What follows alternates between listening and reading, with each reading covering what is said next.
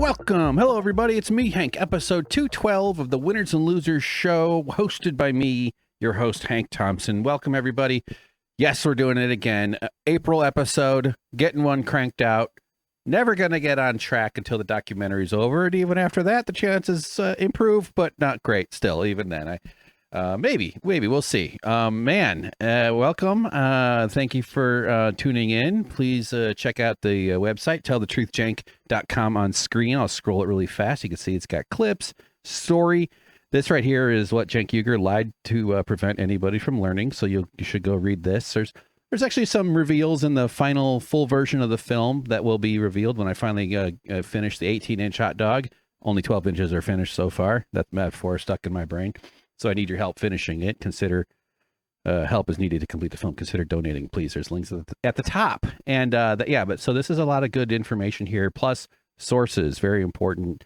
This is also good stuff here. I need to actually add another one down here. You're going to do a little bit of work on this. And this is the timeline at the bottom. So yeah, you can click on stuff. And I'm going to add a piece up here at the top that says press. I haven't finished that page yet. And that'll be like appearances I go on to talk about the show. I've done Vanguard, Leftist Mafia. Just was on LetterHack this last week or so right here. Had a great convo. And he even clipped it out. Look at him. Look at the thumbnail. He made it the moment where Cenk Uygur vomits at the sound of my name on Francesca's podcast. And then she says, Hank was a great guy. And then he goes, ah! He does like the most super villainy, like layer, like upset villain laugh in the entire world. So yeah, this is really good though. I actually quite enjoyed talking to him. Man, I just got right into the show. I'm just already clicking through my tabs here. I didn't even do a whole rambling about all my fuck ups. I mean, I started talking about that, I guess, but normally that takes about 20 to 40 minutes to get out of my system. Not this time. It's like 4 p.m. on Monday through Thursday. What the fuck day is it anyway? Hold on, let's take a look. Thursday. So, yeah, this will probably go up Friday. There's no way I'm going to get this posted by this evening. I'm not that good at this. Let me see. What was I just saying there? Yeah. Oh, so I did some shorts too. We'll get back to this in a second, but I'm starting to post verticals. I like to think the TYT team over there at Union Buster HQ, the lawyers and Jank and everybody. I'm sure they have to occasionally update each other on what this guy's up to.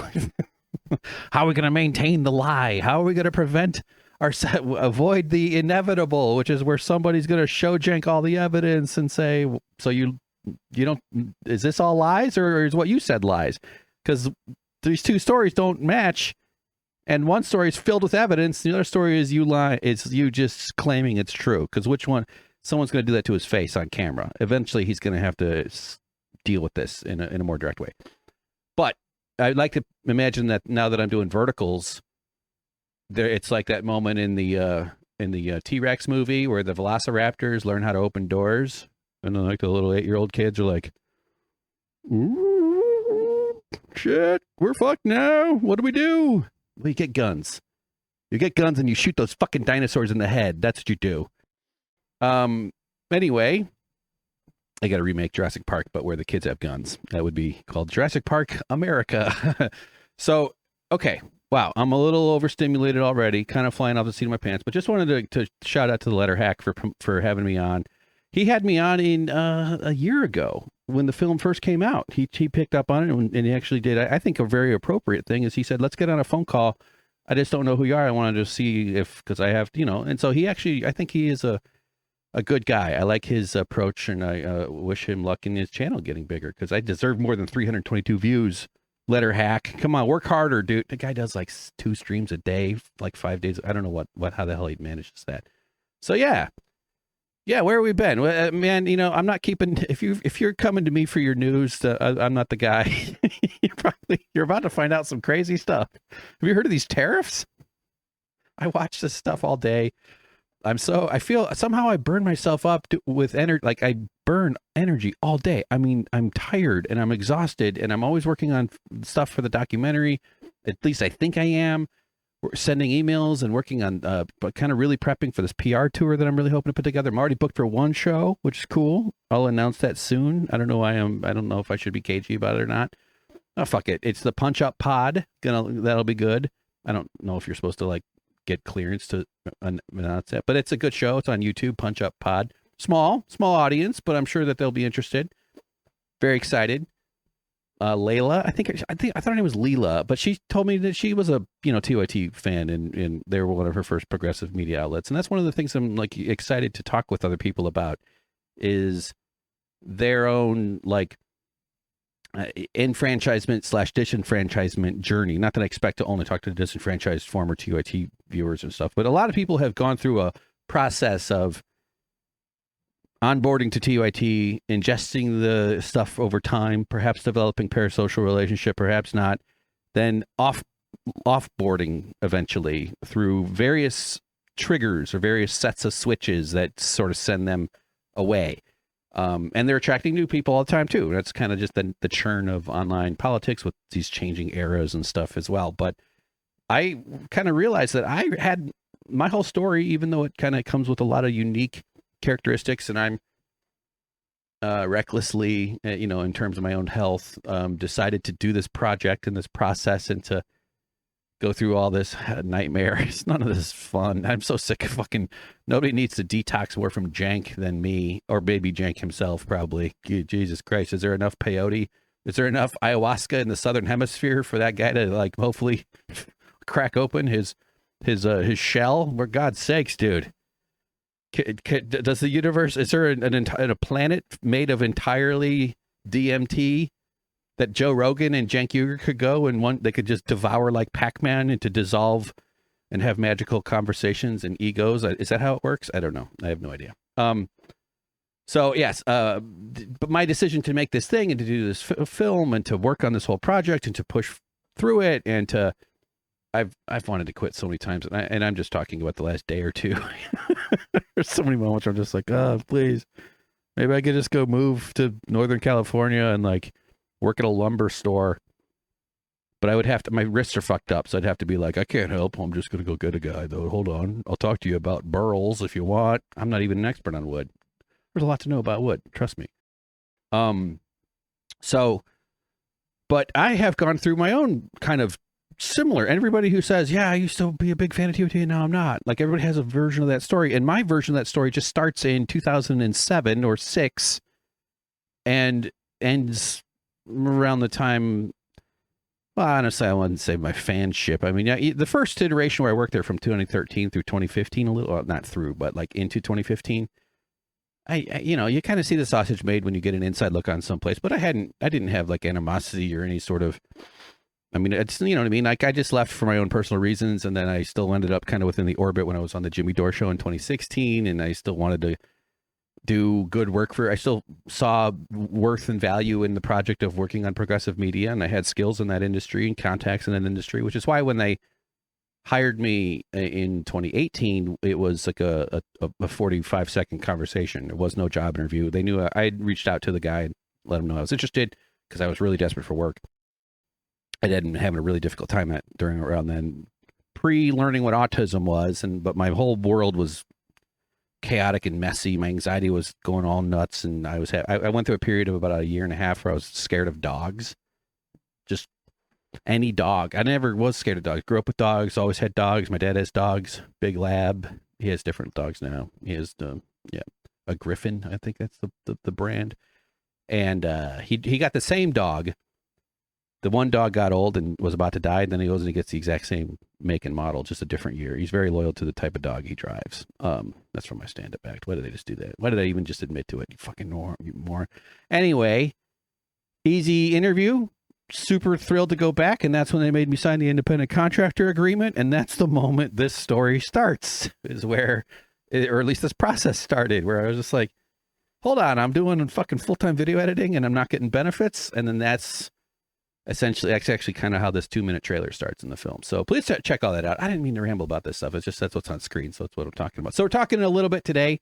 Going to be a long one, I'm sure. I got a little bit of Blue Origin.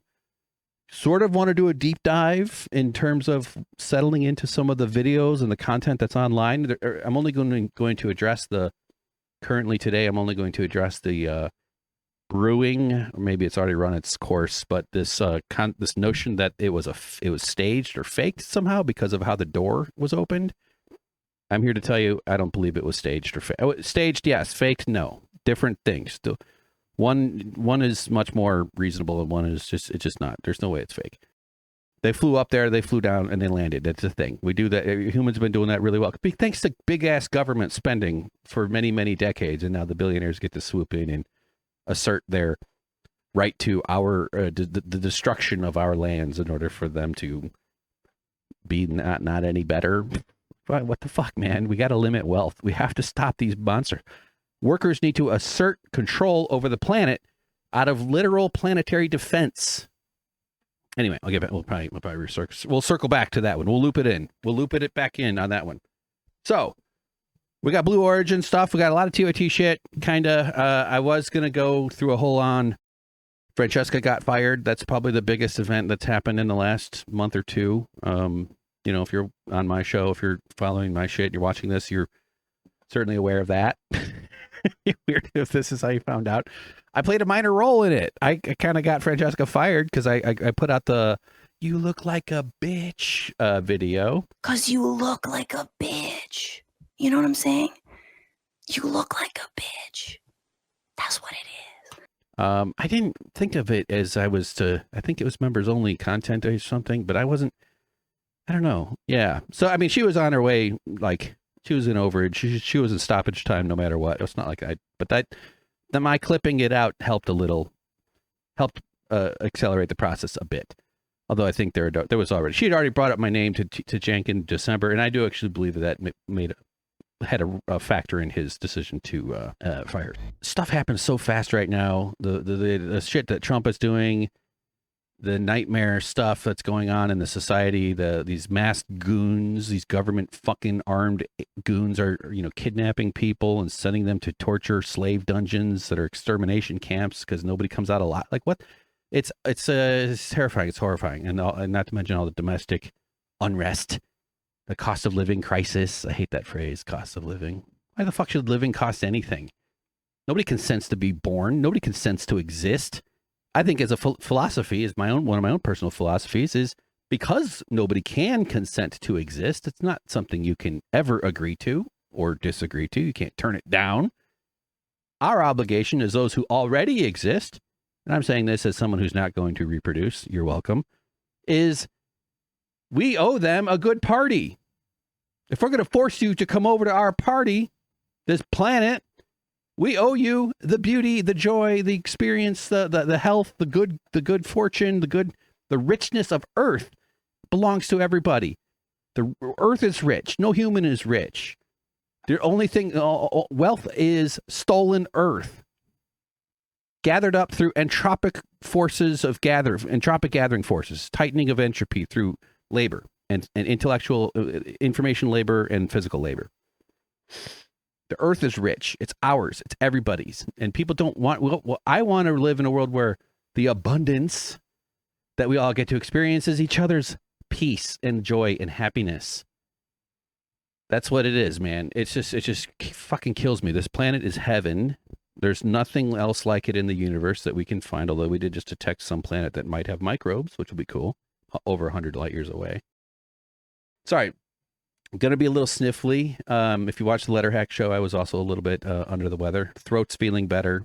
That's also, this podcast would have probably happened a week earlier if I wasn't growing microbes in the upper part of my lungs or coughing them up for a lot. It's been pretty mild overall, but still kind of disruptive. So that's a side note. What was I saying about? We have to take the planet back from the rich people. It's so sick what they're doing to us. And they'll be happier for it. Everybody will be happier if everybody is safe and okay. So what else do I got? We got some Blue Origin shit to go through. Oh, RFK on autism. Don't get me started. I'm going to read a poem. I'm an autistic. I'm going to read a motherfucking poem about this guy, okay? He says they can't do poems.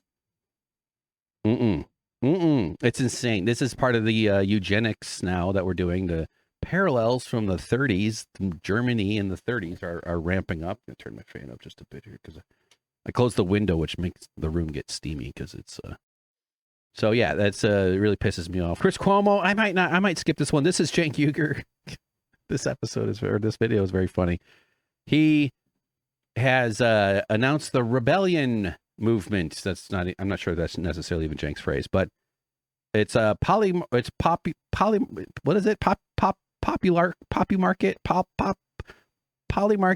takeover. No, populist takeover of the Democratic Party. And of course, it's all been this massive shit show in the last day because the executive director of the populism for RebellionPAC, which is one of Cenk's super PACs, which actually originally, and I'm 99% sure, so I might have to correct this, but his super PAC, he started to run for Congress, which is a major part of the documentary, Tell the Truth, Cenk, is actually was called Cenk for Congress. And after he lost his race, it's actually two races that he lost on the same day, 5.9%, 6.6%. One was to finish Katie Hill's term, so you'd immediately become a congressperson, and the other was to be the general candidate. So it's kind of like a 2.5 year candidate thing. Not that you're guaranteed to win if you get to 2 years, but his campaign then failed miserably. It didn't work. I would like to see an alternate version, a sliding doors moment where he didn't do the union busting while running for Congress as a progressive. Just one of the weirdest things. One of the craziest, like, wait, what? A guy was running for Congress and he was busting a union and he's allegedly a progressive? Like, that's an early sign that maybe the right wing foundation was that, you know how people with blonde hair don't really have blonde hair, some of them. And then like the roots come in and they're like, no, your roots are showing. It's like, oh, there's the conservative roots coming back up. Busting a fucking union or running for Congress. That's a huge part of the film. But, you know, he's not Cenk for Congress after that, so they changed it to RebellionPAC. That's what I was trying to get. That's the factoid I was hoping to share there. So now he's reinvigorating RebellionPAC, but it's led by this person, Brianna Wu, who's like a rabid Zionist, pro-Israel, pro-genocide. I don't think that she would describe it, but it's that denial that it's not genocide. It's war. War's horrible, but there's no. So there's a whole bunch of stuff there. She was cheering on the imprisonment of Mahmoud Khalil, the guy who was arrested or kidnapped and imprisoned because he has advocated against the genocide. She was cheering that on in a tweet. We're not going to get into this, but cheering that on into a tweet that was quote tweeting Zohran Mamdani, the guy who's the socialist dude who is the top contender to defeat Andrew Cuomo, who is unfortunately in the lead in the New York mayoral race. There's 2 months left to go in that. Don't rank Eric Adams or Andrew Cuomo. It's my responsibility to say that to you. You probably already know that, and it's unlikely that I'm going to get that many viewers in New York who are going to use it. But, you know, don't rank those guys.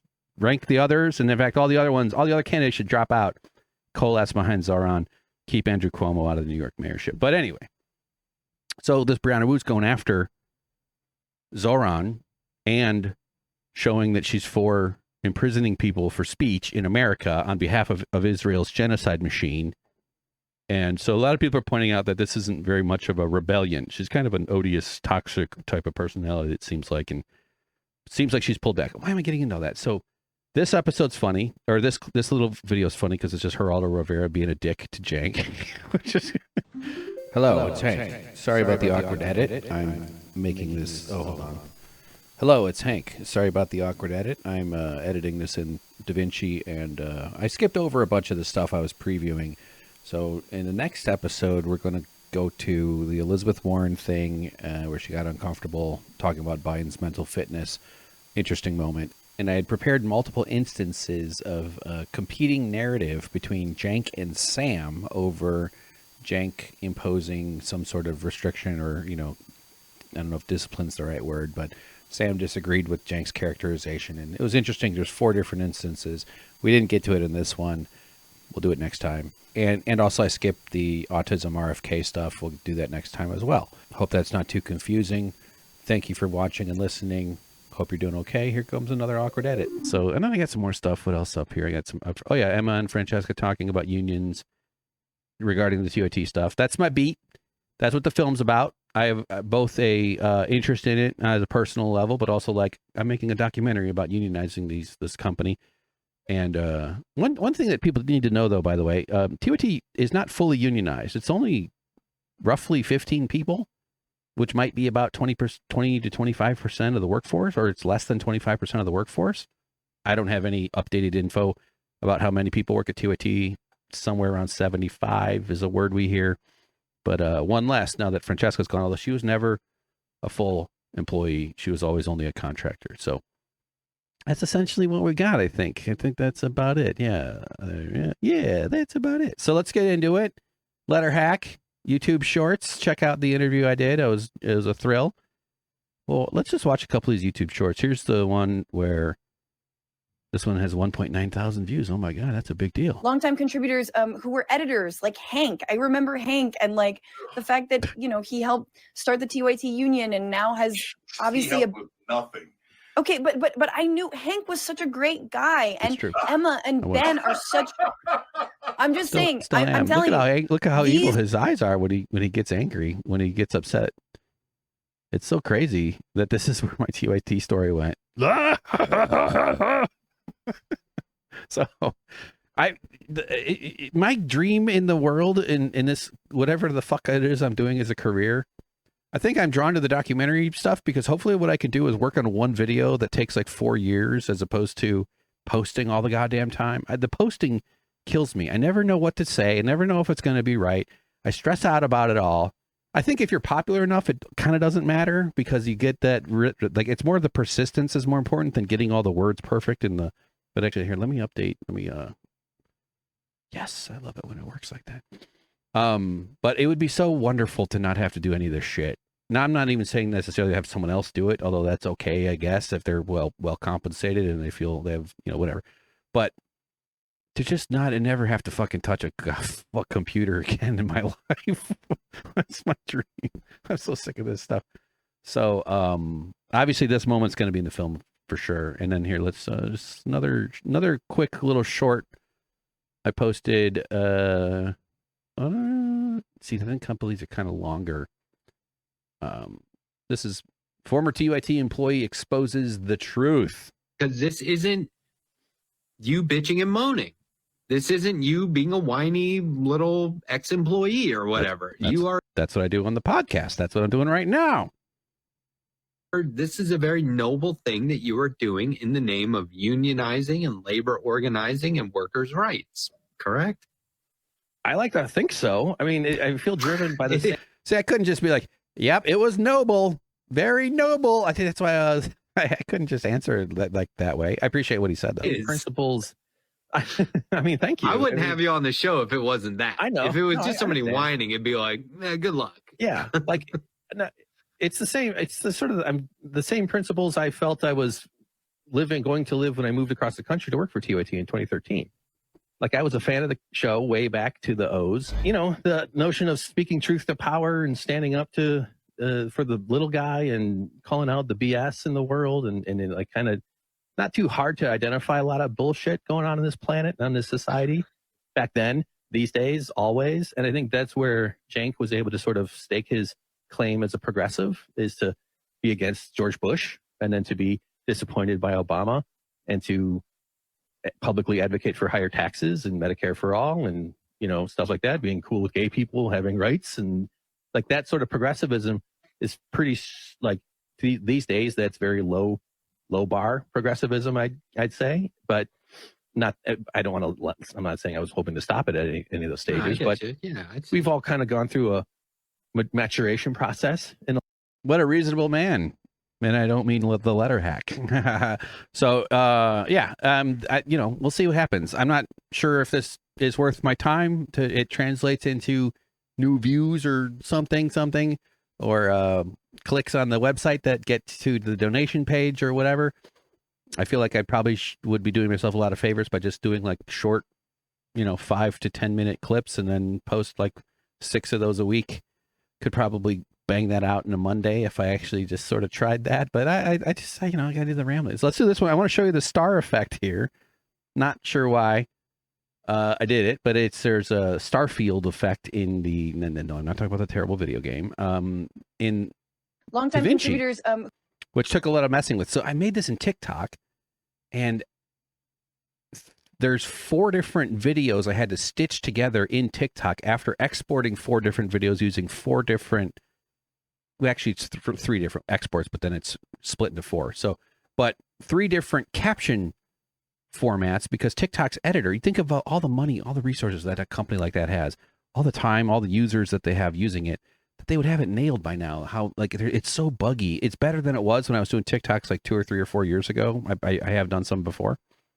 It's so freaking buggy. It's brutal, but better than it was. And actually the captioning is I was stressing about that, but as I was working up to doing this. So this angled green one, it's angled because it would snap to the middle, and this isn't set up to be line up well.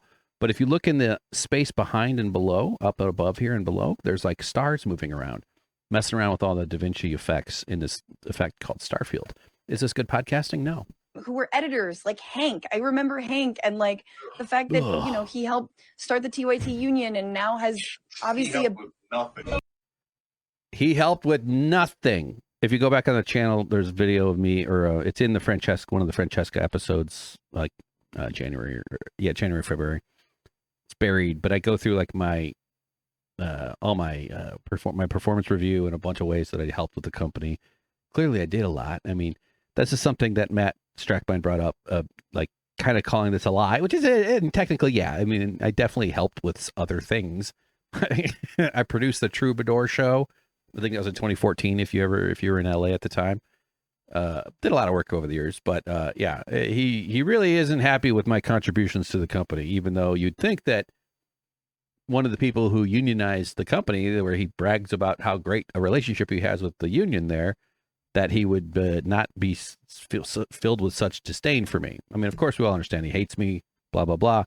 I'm telling the truth about him. I'm exposing the kind of person he really is. Because one of the things about Cenk, people don't realize is he's the lie about the workers, the lie that outsiders started the union to harm his run for Congress, which justified the union busting, because it's Pelosi busting at that point. It becomes establishment, fighting the establishment, not fighting his workers. And it also obscures the truth of why did your workers unionize? It prevents them from having to answer that question. But that lie, he's not just, by me exposing it as the lie that it is, it's exposing another major lie. It's the same kind of, it's like one of those art installations where it's like the United States, it's like a bunch of black shapes hanging from a ceiling, and it's the United States, and then you walk 90 degrees and now it's all guns or something, but then it looks like a gun or something, or maybe like, and then another 90 degrees and it's like the Mothman Prophecies logo or something like that. It's a crazy movie. People get really into that movie. So when you shift this sort of the same thing into a different perspective, the lie is about who Cenk is. Lying about the workers and being called out for it exposes a truth about his real character, which you can read about on tellthetruthcenk.com. And it's also all over Substack, baldontheinside.substack.com. It's in the paperwork that I'm showing that shows I was working full-time for zero benefits. He's not actually for Medicare for all. If you go to work full-time for him and he goes out of his way to deny you getting health insurance as part of your compensation for that business, for doing the same work as others who also got it. It's crazy. I was classified part-time while working full-time, while working 40-hour weeks. I think partially what he's reacting to in that moment of disgust that he's showing is the presence of accountability. I think that's the kind of thing that he is one of the things that I imagine people of his cohort. So like Matt played while we recorded this, Matt, the LetterHack, put the website on screen and scrolled it, but it looked bad in the way, so I had to go re-record it for this edit. I put a lot of work in all this shit. I do way too much stuff. Find very distasteful is somebody from a lower class, somebody who's stepping out of line, somebody who's not obeying the normal rules of shut up and just take it, skulk away, get treated like crap and move on. And I would have taken some of that. I mean, we're all sort of conditioned to just be, treated with disrespect, low pay, move on, keep your mouth shut. The system will punish you if you speak up. But these were like some substantial ethical boundaries that were crossed as to why we unionized. And then the union busting itself. And then also the lying about the workers as part of the union. So like there's sort of the three core truths that are I want told are that, you know, now I go on and I only say two, but I just referred to those three ethical boundaries. I think my I could have been a little bit more precise with the language there, but I don't think it was unclear, but it was still. The union started by workers 18 months before Cenk became a politician. Now that only matters if you know that the lie that he told is that his becoming a politician is when the union is when the minions were dispatched by evil Pelosi, who picked up her red phone and said, yes, buy NVIDIA stock. Oh, wait, no, sorry. I thought I picked up the green phone. Yes, Jake, trick his stupid fucking workers into becoming unions, and then it'll come forward in February, and he will say no to it because he's a stupid asshole. Like, why would you say no to the union, idiot, even if it was a trap? It's like, I don't know why I always think about Batman. 60s Batman wasn't as stupid as this guy. And easily avoidable. To acknowledge to his audience that he told them a story that was not true at all. And they didn't do any fact checking before they put the story out. Long time. Oh, there it goes. It starts right over. So, okay. Check out the LetterHack interview. Awesome stuff. Thrilled to have gone on, and I hope I can talk with him again. And why don't you have me on Left Past 10 there, dude? Come on. Book me on your fucking show, Matt, the LetterHack. God damn it. This is why I have a hard time getting people to interest. You know, I'm a much better video editor than I am at this part of the world. So Blue Origin shit. Not going to go deep. Look at this video here. This is actually quite interesting. We have a lot of stuff to see. I just picked out a couple of moments I want to share, react to. We're going to address the conspiracy charges that are going all over the place about how the door was opened at the end, which people, I think, seem to indicate. People love to just make these wild leaps of how that somehow indicates that the whole thing is fake, or that but it does indicate that they were stage managing the production, because these are billionaire capitalists trying to benefit, maximize their profit, as well as this is how Jeff Bezos, you know, spends his winnings, as he called it, all the money that he had when he first was started to do this Blue Origin stuff. And people often point out too that the rocket is penis shaped, and it's just like, well, they all are. There's a reason bird wings and bat wings are kind of the similar it's just that a cylinder with a rounded shovel on the end of it, right? A conical top, useful shape, just happens to be good for hydrodynamics as well as penetrating the atmosphere. So this is it. It landed. They're doing this reusable shit. Here, let's just watch it come down and land. And then we're going to watch the ladies. This is the big one where Katy Perry, Gail King, a bunch of, the crew here. They call them crew. That's a joke. Let's zoom in here a little bit. I don't want you to see that I'm watching this awesome, what is this? Christian Loeffler. If you like a music, but it's like does really great, really helps me focus. Super good for neurodivergent screwball heads like me. I listen to the same ones over and over again. Christian Loeffler, look it up. Aisha Bao, Amanda Nguyen, Gail King, Katy Perry, Carrie Ann Flynn, and Lauren Sanchez. Lauren Sanchez, I believe, is Mrs. Jeff Bezos. So here's the thing coming down. Its engine. We can also see a sonic boom. We're going to hear that shortly here.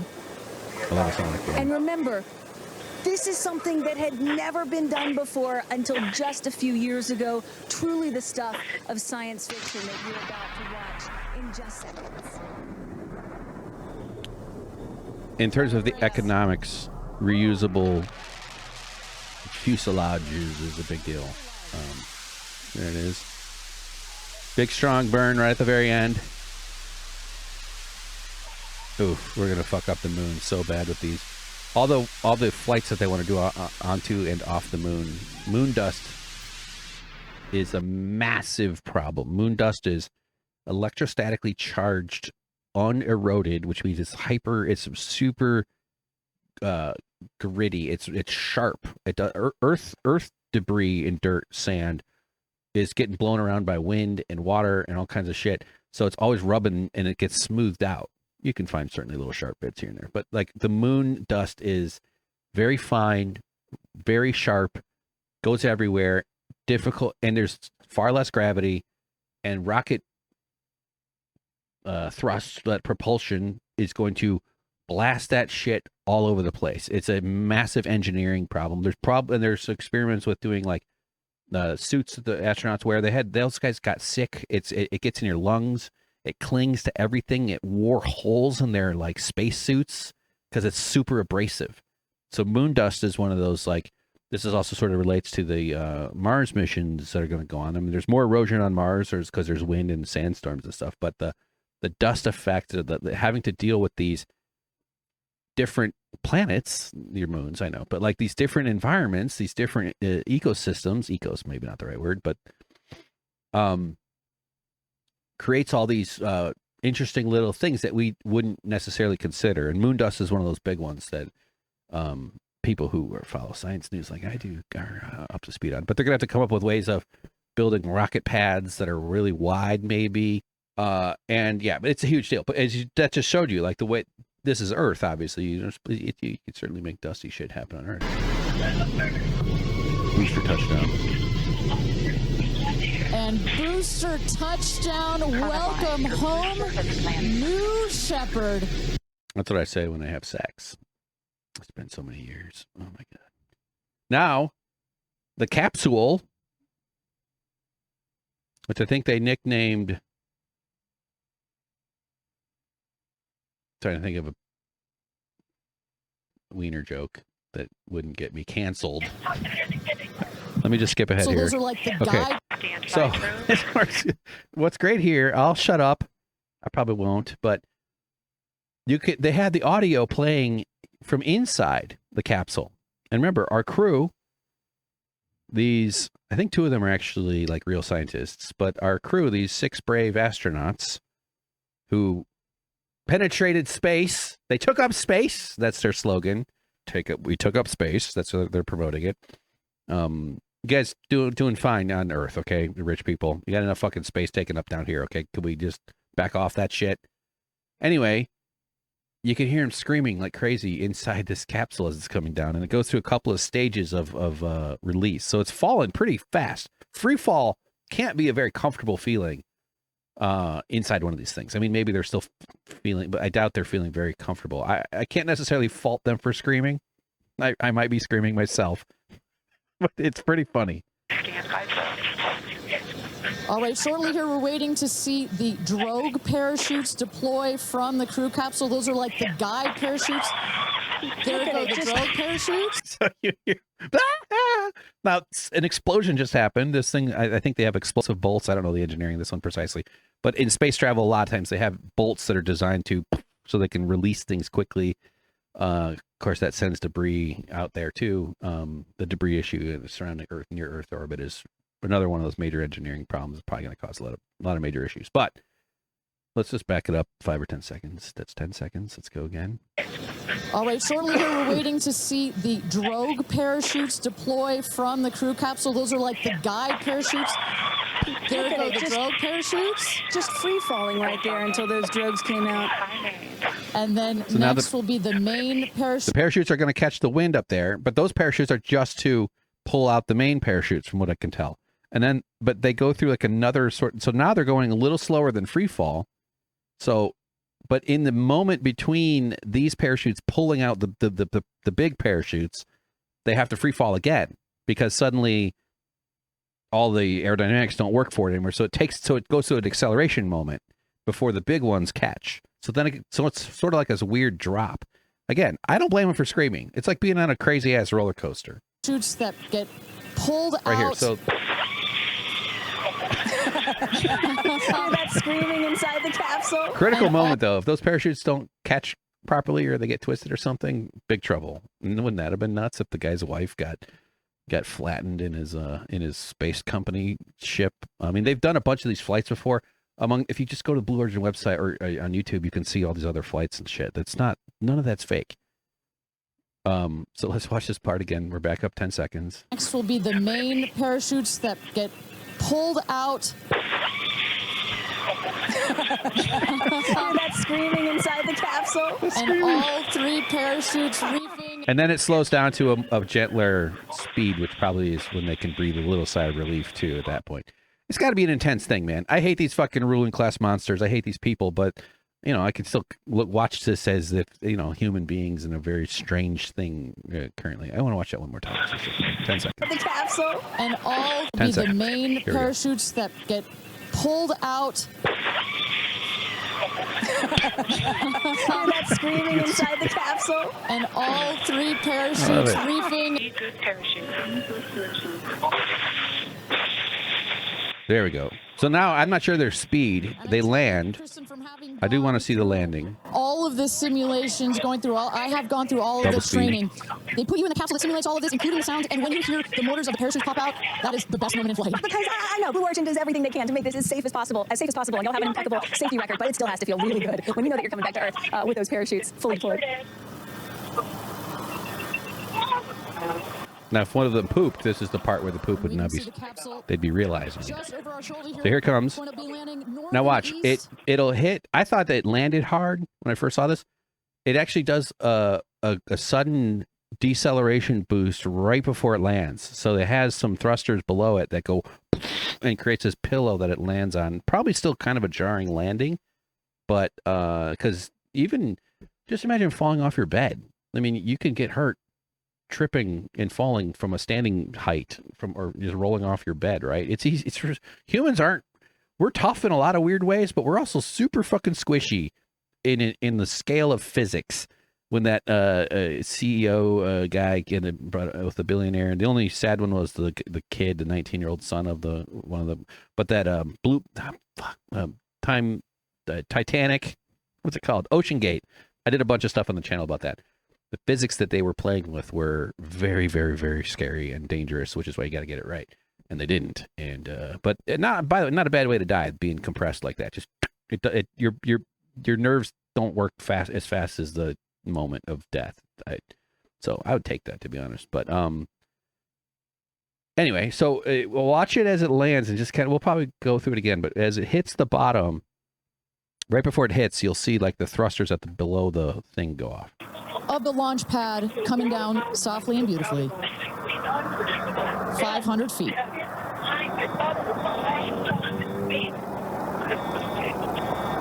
300 And you feet. will see a puff of smoke when it touches down, a puff of dust. Actually, yes. That's normal. A puff of dust, last milliseconds. Air cushion that will kick up the dust. It's a very soft landing despite the sporty perception. There it is. It looks kind of hard still, doesn't it? Just the screaming. Ugh, God, these monsters. So here. Perception that will kick up the dust. It's a very soft landing despite the sporty perception. There it is.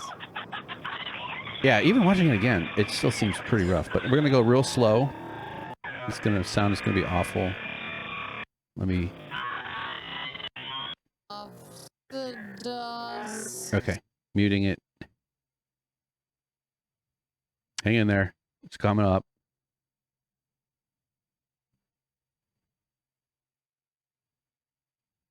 So yeah, she did refer to the air cushion. And, you know, the screaming's fine. It's kind of funny. Just because it's like... I'll edit it back one more time here. Okay, we're going to go frame by frame. It's pause. One frame at a time. Got to give YouTube a chance to catch up here. Maybe it's 60 frames. All right. It's like 2 buttons per press to get it to go. So any second here. Double tap. Getting better at it.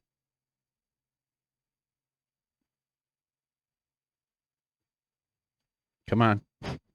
Come on, I got people. They're about to stop watching. Boom. Okay. See, so it's not...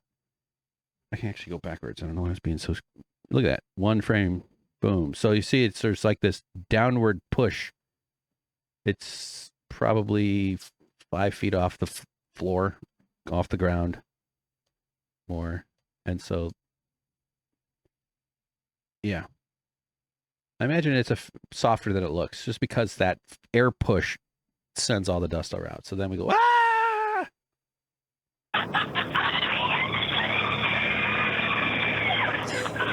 My friends will be so jealous. This is what being wealthy is all about. Touchdown. Congratulations and welcome back to Earth. I'm going to make pillows out of those parachutes for my sons. Do status check. Double shot. All right, good job. Now, let's jump ahead to the opening. This is the big controversy everybody is going on about. Actually, I think I have it on a different one. Yes, I did it. Did such a great job. Here we go. So, you see the camera crew. There's the boom mic. There's the billionaire Jeff Bezos right there. Lex Luthor standing there. So everybody's nervous because if he looks at you sideways, you'll turn into flames. These people live in these bubbles around them of protective, emotional, social factors that they probably become unaware of. I'm sure in some moments of self-awareness, they realize it a little bit here and there, but we should tax them out of existence.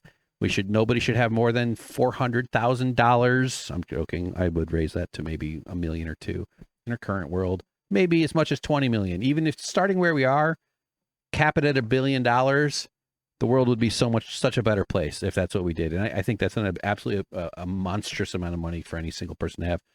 I would go to $50 million. I'm negotiating with myself right now, but I think 40 to 50 million makes sense. You could persuade me to lower it down to 0. And we just eliminate the whole concept of this toxic poison called money anyway. So Jeff Bezos is staging something here. He's got a press team. I'm sure he gets to call the shots, but he's got all these, a lot of money going on here. These guys are private governments, right?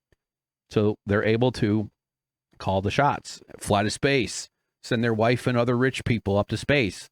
Katy Perry, Gayle King, Carrie Ann Flynn. Let's go. Oh my God. I saw the stars. I saw the curvature of the earth. So watch the door. So someone's already talking here, but the door will open on its own.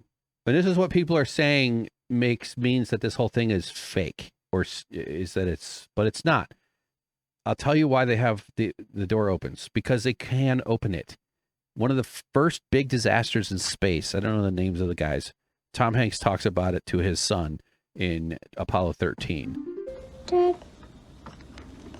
did you know the astronauts on the fire? Yeah, I did. I knew the astronauts in the fire. All of them.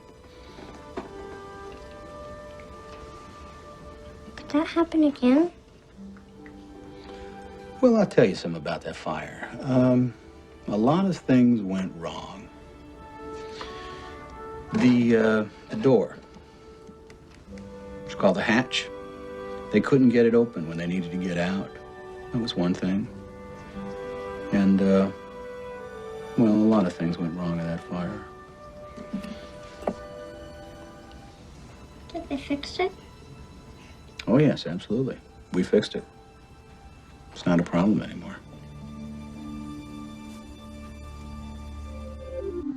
Early test flight. I'm not sure if they were even getting ready to launch. I don't quite remember the details, but you already know. If you know, you know. 3 astronauts in American space flight before they flew to the moon as part of the Apollo project. It was one of the first or second test missions. And major design flaw, they couldn't open the door from inside. And they do really intense oxygen environments inside these things and pressurized shit. It's like crazy stuff. Fire breaks out somehow. 3 of these dudes, expensive men, roasted, meaning the training, the government expenditure that's gone into getting these guys to where they were. They're like flight, guys, test pilots, that kind of, personality. Ed Harris, Tom Hanks, Ron Howard's brother. What am I doing? They burned to death. Horrible disaster in spaceflight history. So following that, they said, "Oh, gee, boss. Oh, I think we should put a handle on the inside too, boss." And so they put shit on the inside so the people can open the door from the inside.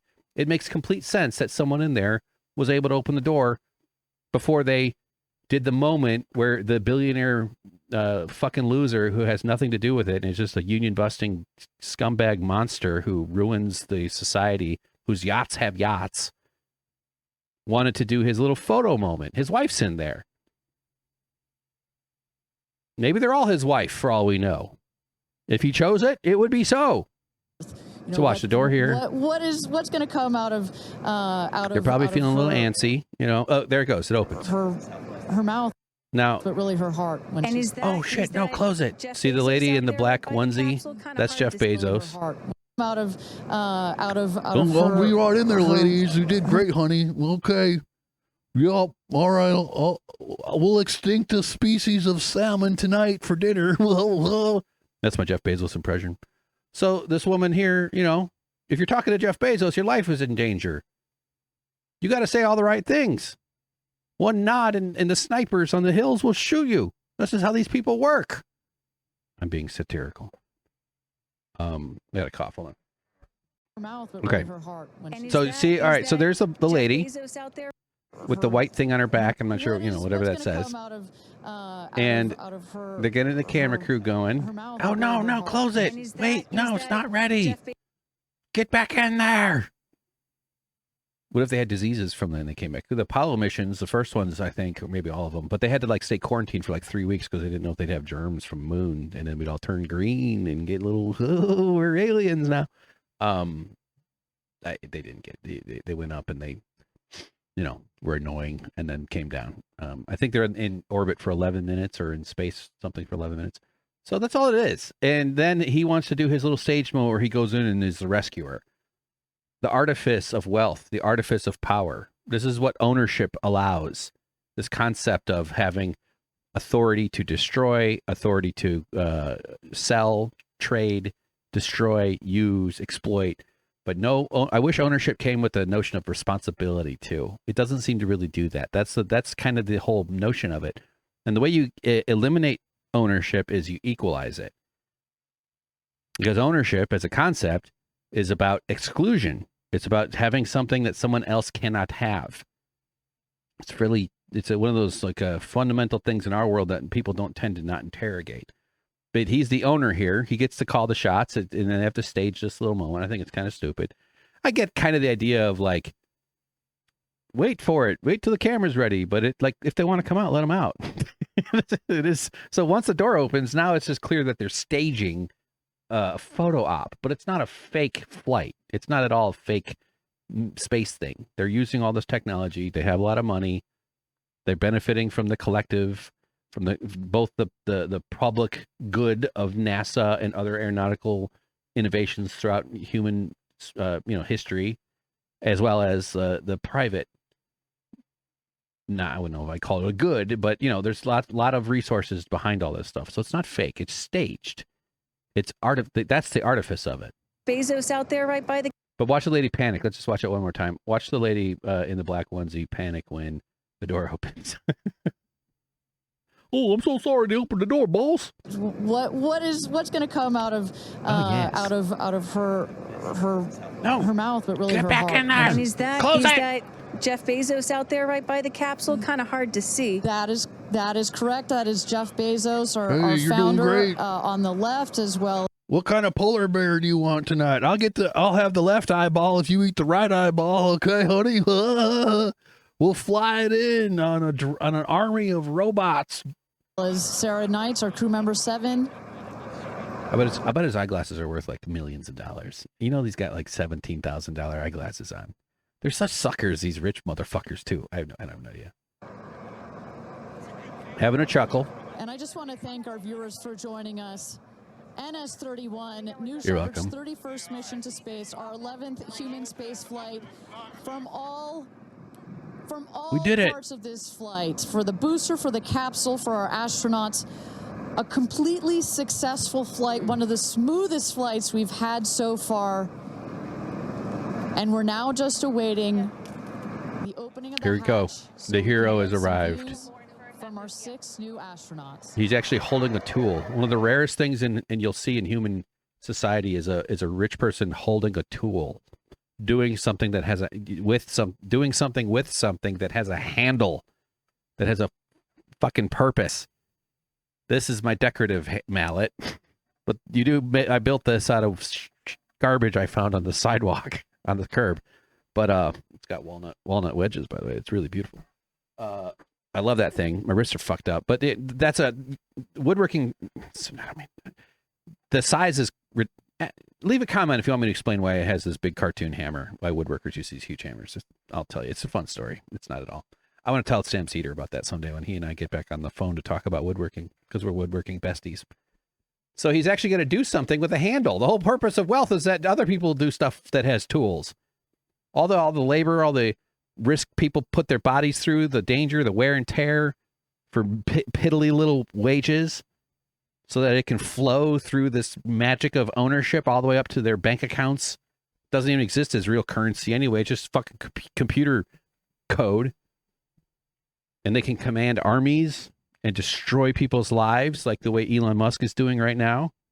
So tax these fuckers out of existence. But he is about to open the door, so he is going to be there. Okay, honey, I'm coming on over. Oh, babe, you were so brave up there in that space digger.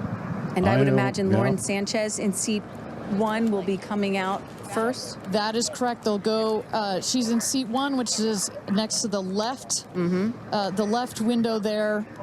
Seat 1. She will go first. You're my seat 1. I'm gonna marry your seat 1 ass later. Are they That married? I is think the they're. window on the right. Side Canyon. Look, they got off-roading vans. You see those vans arriving. Those are friends and family. All right, bring in the friends and family. And that's Carrie Ann looking out the window, in the window to the right there. Lauren Sanchez. Okay, look, he just used a stick to stabilize the stairs. These windows are. I mean, Guy's a when you're genius. inside this capsule, it's almost as though He's a you're getting billionaire. He's got these so 360 panoramic view. One He of the shook the stair features handle of to this see if capsule, it's the stable. largest windows of any spacecraft. So Like, let the guy be rich. Let him have $100 million. He'll still be a rich fucking dickhead. There'll be plenty of rich assholes under a socialist society. It just means that they're limited. No, not one tree gets to reach space, while the forest that it grows from is deprived and desperate and starving and diminished and not living up to anywhere near its potential, other than its purpose is to feed nutrients into this singular tree.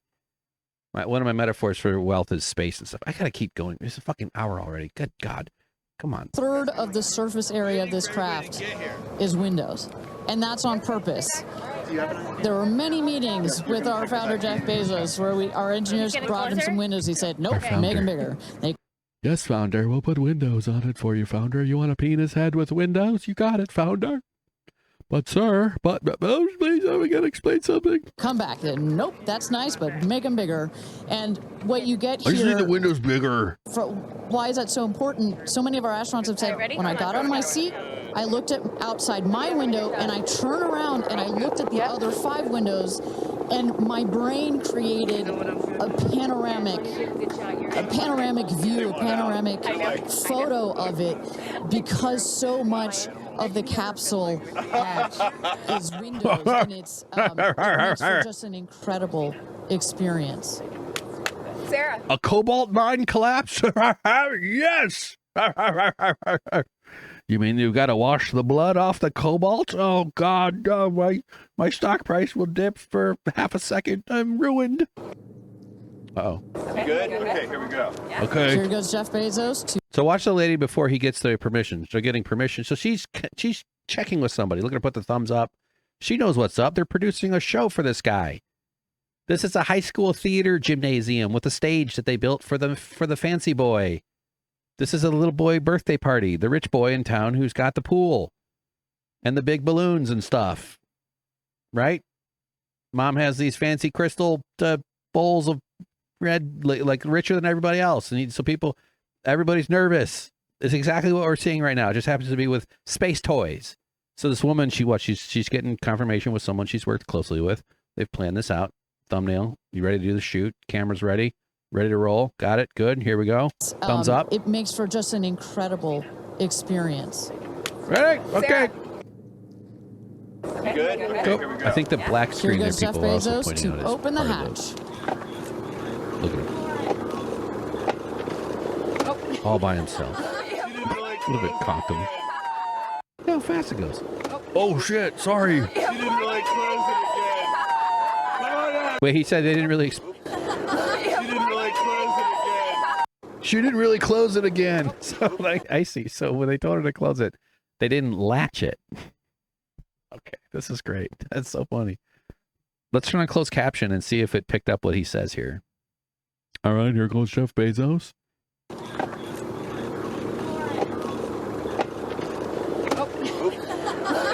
really close it again. The caption says it. I love when the caption does that. She didn't. Well, she didn't really close it again. There was no polar bear testicle for her tonight. Come on out, guys. No, do it again. Just close it. Start over. Look at her brave. Can we invade? Can we install a right-wing fascist dictatorship in a small country filled with resources?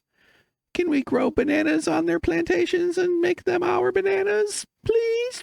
Yeah, sure thing. Anything you want, baby. He tried to suck her eyeball out. We'll see your babies. Where are my babies? They're over here. Go see them. Where? I have to go there. It's like 10-foot babies just come marching over the horizon like Attack on Titan. Just my babies, mama. They've got these like freak, like it's like Island of Dr. Moreau monsters or something. All right. Ah, God. We have like 5 hours to go if I'm going to keep. Ah, shit. I need a new mixing board because I got. Okay. Katy Perry comes popping out. Okay. Oh no, she holds the daisy, the little flower she brought. She kisses it. Katie. Why did she jump? I don't know. Katie. Sorry, I'll turn off the captions for that. But let's. Katie. I think that's Jeff Bezos. Come on, man. Just tax these people. Come on. They'll still get to be in charge of stuff. They just don't get to destroy everything and make everybody miserable. The thing is that their power, their wealth comes from your stress. It's the literal source of it. That's why they hoard it. If you had it, you would increase your leverage. You might form a union. You might feel safe enough to develop a community that lets you feel safe enough that you might stand up for yourself because you could take risks in standing up to your boss. You would increase the agency you have over your own life. You would look out for your community. You would increase the presence of democracy and accountability. Those are the two things these monsters hate. That's why corporations are dictatorships. What the board has. It's all this big ruling class solidarity, this rat king clusterfuck of entwined rat tails at the ruling class. Their wealth isn't theirs. It's a pile of your stress. It's literally their source of power is the fact that you don't get to use it. Let's turn off captions here, though. Listen, because I want to see her kiss him. Katie. She really, that is just annoying, isn't it? I do that when I get out of my Prius, by the way. It's the same spot in the garage. Thank you. Thank you. I do hope they all die of some space disease. I'm sure it's fun. I'm not sure I would. I mean, I don't know. I would. It'd be such a waste. I mean, it'd be hard to say no to an experience like that. But the way the world is currently, it's still you're like just participating in this farce. Oh my gosh.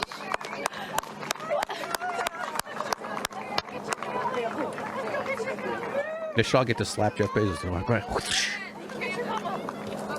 Gail. It's Gail King. Now she's the one who's been in the news because she was catching some heat in a public person, and she like goes to the camera. Have you been to space? Like this. I just have to have a moment with the ground. Let me just appreciate the ground for just a second. There you go. Thank you, Jesus. Jesus. Jesus is like in that crowd, nervous to talk to Jeff Bezos. Oh, I wonder who wants to. Yep, you were in space. Rich people circus. There you go. You rule. You get to eat 2 Arctic foxes. Go to the truck over there, the Arctic Fox truck. Aren't you special? We're all so good at it. There you go. Look at them. They had a great time. Not working. So someone just tell me when we're on. Does anyone have RF? It's this big production. Okay. Well, there you go. It's not fake. It's staged. The door opening, but they did fly. It is a whole thing. There is like, I mean, they actually did go up there. 11 minutes. Oprah. What the fuck? Oprah was there? It, and I didn't want to hear about it for the next 15 years. She should be doing immigration, kidnappings with Dr. Phil, with her favorite buddy. Is it going up? There it goes. We started on the blue one when we left the blue behind. It's our origin, a blue origin. Wow, what a brilliant name. Man, if your wiener is shaped like that. I don't know, just saying. All right, moving on here. I'm going to save the autism stuff for later. I'll try to get this done quicker because I did write a poem. I can't write. I did write a poem. So,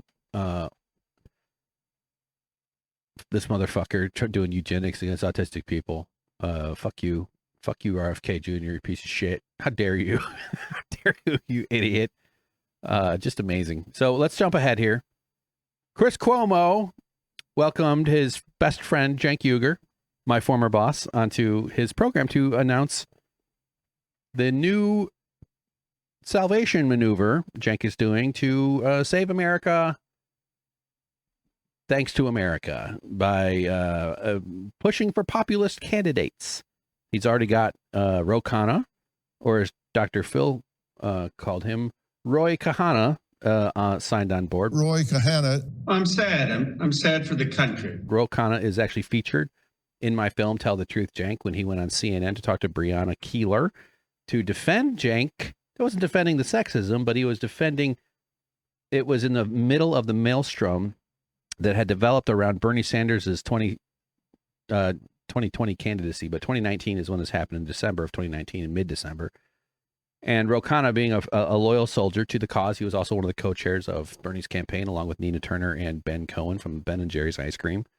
He goes on CNN to defend Cenk and to make a case for Cenk having apologized. So it's a huge part, not a huge part, but it's a pretty substantial sequence in the film. TellTheTruthCenk.com if you would like to see more. And so Ro Khanna now is also joined up with Cenk on his initiative to, I don't know what they're calling it precisely. So my words here, but it's, he's calling it a poly-market takeover, a populist takeover of the Democratic Party. Cenk has settled onto the concept of populism because the concept of progressivism has so far seemed to have used, it's been drained of its nutrients, it seems. He doesn't, I don't know, not sure he would even describe himself that way anymore. Maybe some of his positions he could describe as that. But he's been through his own evolution in terms of his messaging around it, because it was always only ever marketing to Cenk. He's never actually, I think he's lived a pretty cloistered life overall. It's not fair to say entirely, but generally, grew up super rich, went to Wharton Business School, same school as Elon Musk and Donald Trump, and then to Columbia Law School, which is an evil institution, and became a media guy. So anyway, Ro Khanna's in the film.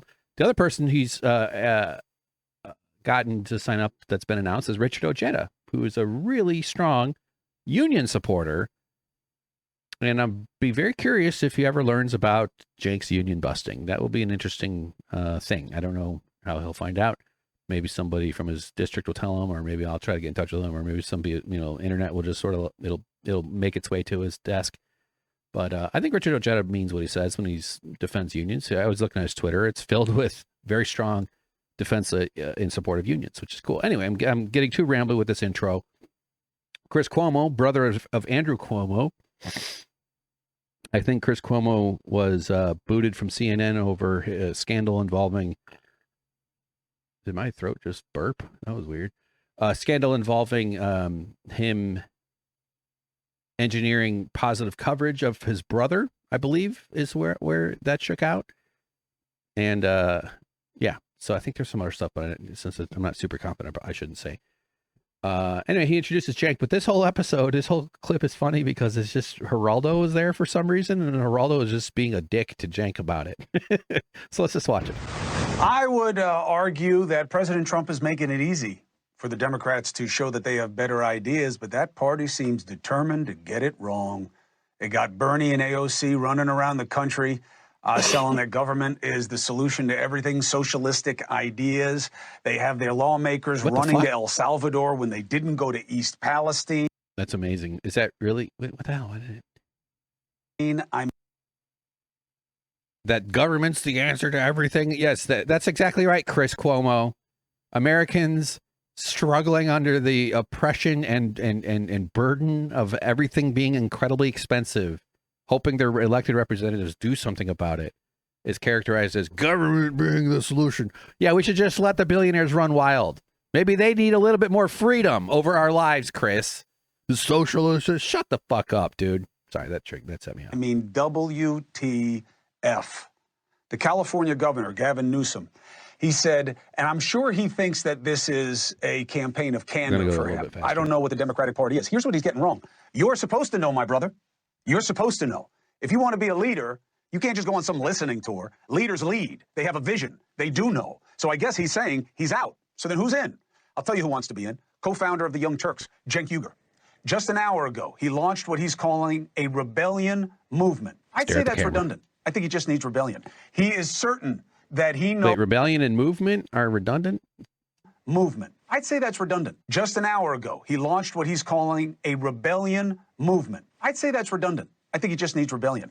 He is certain that he knows how to put Democrats back on the path to victory. Yes, I'm going to go have a bowel rebellion. You know what I mean? He is here by the ever reasonable, always optimistic, Geraldo Rivera.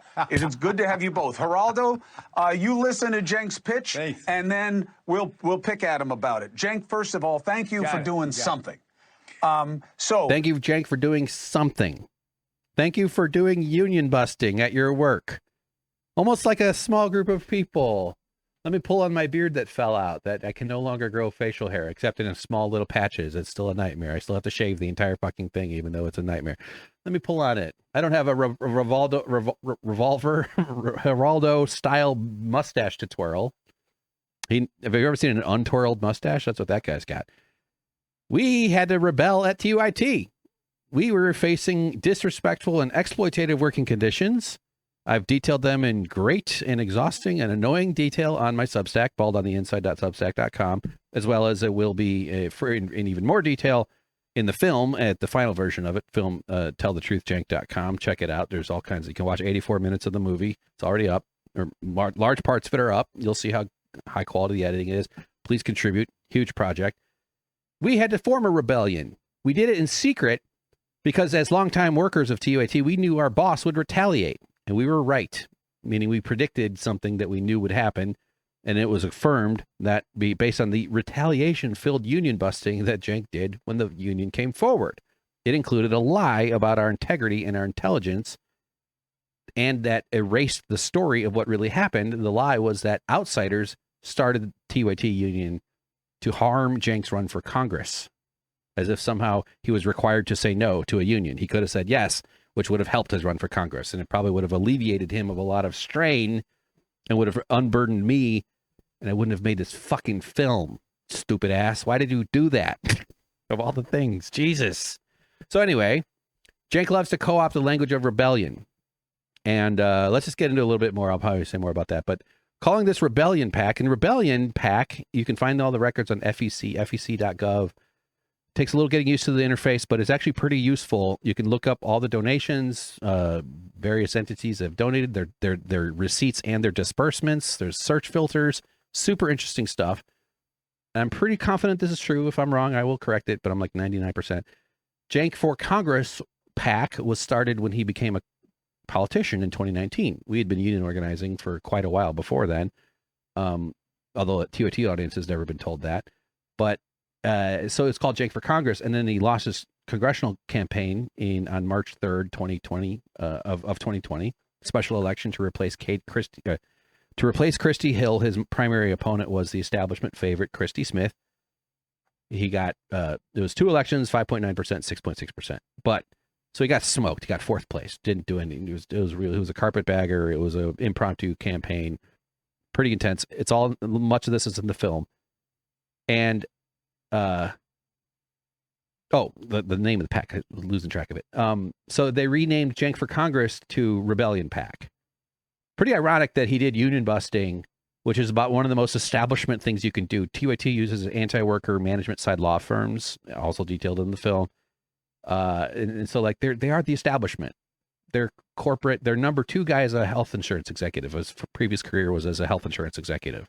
Can you get more like top-down, hyper-powered control, cosmic violence against people than a health insurance executive? That's the guy who runs TYT. He was the acting CEO of TYT during Cenk's campaign because he was required by ethics obligations to detach his business decisions from his political decisions. Those 2 operations can't be overlapping, even though he still was a guest on shows that he owned, hosted by people he could fire. And they waited until the day after he lost his election to fire someone from the union organizing group. So, little dubious. I suppose we're supposed to believe that was a coincidence. An actual rebellion broke out at his company. He quashed it. His super PAC named Cenk for Congress then goes and changes its name to RebellionPAC. They were actually, sorry, I'm just going on here, but they were making a film about his congressional campaign called Road to Revolution. If you go to TYT's video section, or maybe it's on like Rebel HQ, or could be in one of their other channels, but it's search for Road to Revolution. And you'll see it's like yellow font with like, and they're decent little like documentary style vignette packages. One's about Michael Schur, one's about Nina Turner. There's different candidates that they had done. New media companies, TYT's been around a long time, so they have different sort of things that they've tried. I'm not knocking them for that, but they were filming during his whole campaign, what I think they were intending to be his ascendancy to Congress, which would have been really interesting. In fact, Francesca Fiorentini on the Olay and Chill podcast, Olay and Friends, but she has like 3 channels. Olay and Chill is this one. Said that Cenk told her that he imagined that he will get into Congress and that he'll be the one that delivers the articles of impeachment about Donald Trump. This would have been in 2020 back then. So Cenk is fairly delusional, and I just want to like make sure everyone kind of knows that. And just another story that I have. But one of the times that he was running for Congress, second time he ran for Congress, whatever the time he ran for Congress when the impeachment was going on. Oh, Christy Smith, yeah.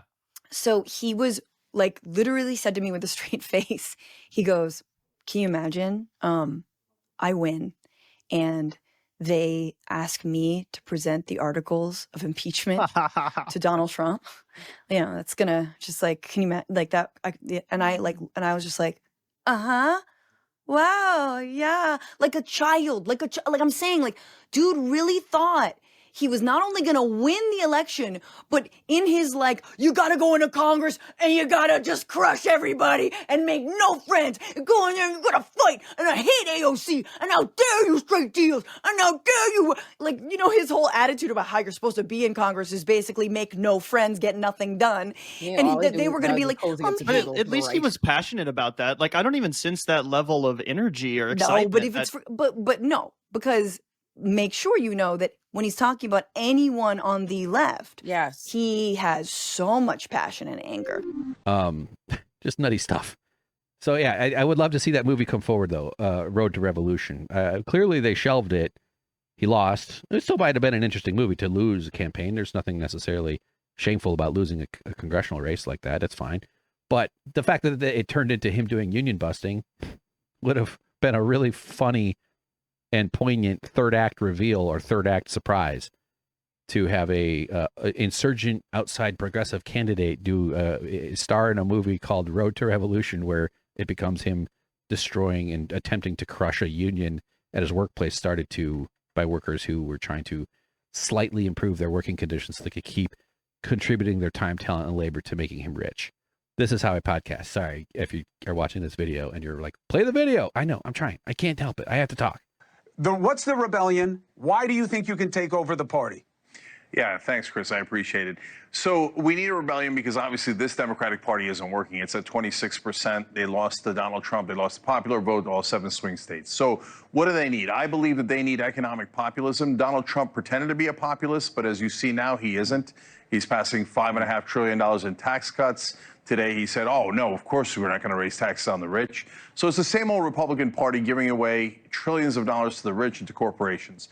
But this country wants populism. And the correct answer, in my opinion, is left-wing populism. So what does that mean? It just means bring the Democratic Party back to its roots. What we're going with on RebellionPAC.com is the 6 most popular proposals Democrats have, which, by the way, a lot of independents agree with, a lot of even Republicans agree with. So we're not just planning to run in blue districts as we did when I started Just Democrats.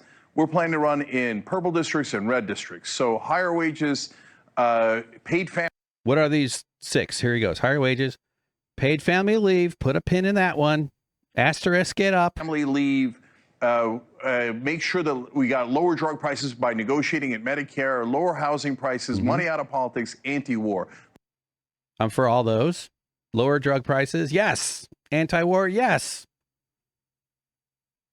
Lower housing costs, yes. I mean, who's not for all that shit? I mean, you know, I'm not even knocking him on that one, but those are broad strokes. Yes, he does have to be succinct when you're in these TV hits. He can't just like ramble too much. This is a super popular plank, and now we're joined by Ro Khanna, who has joined the rebellion, and he's the first sitting congressman to do that. And on top of that, we've got Richard Ojeda running in North Carolina. Sorry, I got to back up. I'm getting in the way here. Richard Ojeda. And on top of that, we've got Richard Ojeda running in North Carolina 9th district. That's an R+10, but we're going to win that district. We're being very bold here. And when we win those purple and red districts, we're going to make a case to the American people.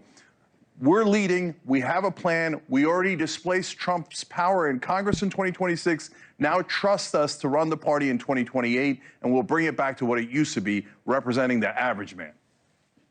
So average my question for man, the Democratic Party used to represent the average man. Cenk claims. I'm not going to go down the whole history of the Democratic Party. So let's look at Rebellion PAC website. There it is, looking good. Rebellion is here. You can express donate. Don't you do any slow donations, okay? Express donate $5,000. Let's go to the contact section.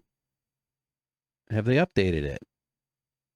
Okay, the two. Oh, well, no, at the bottom. I know it's not on screen because it's cut off, but they did change this. So I looked at it yesterday. So Brianna Wu is a commentator, does a podcast, ran for Congress too. And so she has been paid and is in charge and is the executive director of Rebellion PAC. Some kind of, I'm not sure where her and Cenk first, you know, crossed streams and hooked up as a unit or something, but they seem to work together over the years on these things. So this site actually is different than it was yesterday because there's some drama going on with Brianna Wu, who is a rabid, raging Zionist. But as I mouse over these, I know you can't see it, but email, it says here at the bottom, it goes to Brianna at RebellionPAC.com. Same with this one for media help, as well as Kara, who is Kara Eastman at Rebellion PAC. So she's still in the contact section, although they took away, it was a big paragraph that had it listed first. And we'll just jump over to this Twitter. Is this it? Yeah. So Vanguard tweeted this, and a lot of people have been pointing this out. Vanguard writes, the executive director of Rebellion PAC, Brianna Wu, is one of the most vile Zionists on this platform. If you contribute to this, you are funding her salary. And she's in Israel currently doing a propaganda tour with the IDF. She, something I pointed out is that there's a tweet from her. She is cheering on the kidnapping of Mahmoud Khalil, the guy who was kidnapped by armed masked goons who imprisoned him in Louisiana, like 1,000 miles away, all for what they haven't charged him with a single crime except insisting that his advocacy for Palestinian rights and to free Palestine, because he's a graduate student or some sort of academic, but he does activism, is a threat to national security or some bullshit like that. Kidnapping people for speech. And the person in charge of Rebellion PAC, Brianna Wu, supports that, as is clear right here. There's a screenshot, but you can go to her Twitter and look at it. I'm in Israel this week, and she's quote tweeting here Mahmoud Kwame Mamdani, the guy running for mayor of New York, who is really cool, doing great, getting a ton of attention, running a really exciting campaign. Steep climb to defeat Andrew Cuomo. Unfortunately, name recognition and the machine in New York City or New York State overall is horrible. For many years, the Democratic Party there is just like conservative, evil thing. They have all kinds of, it just goes on and on and on. But Zoran is a real socialist. He has an honest chance. He's a very exciting guy. He's a good politician. He's so good at what he does.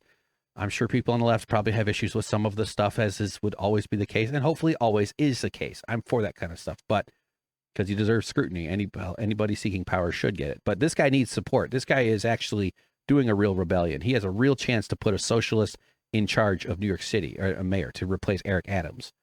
He's doing an amazing job. I would like to see the other candidates coalesce around him, actually. And don't write in. They do ranked choice voting in New York, which we should be doing all over the place. But do not rank Cuomo or Eric Adams. Horrible, horrible guys.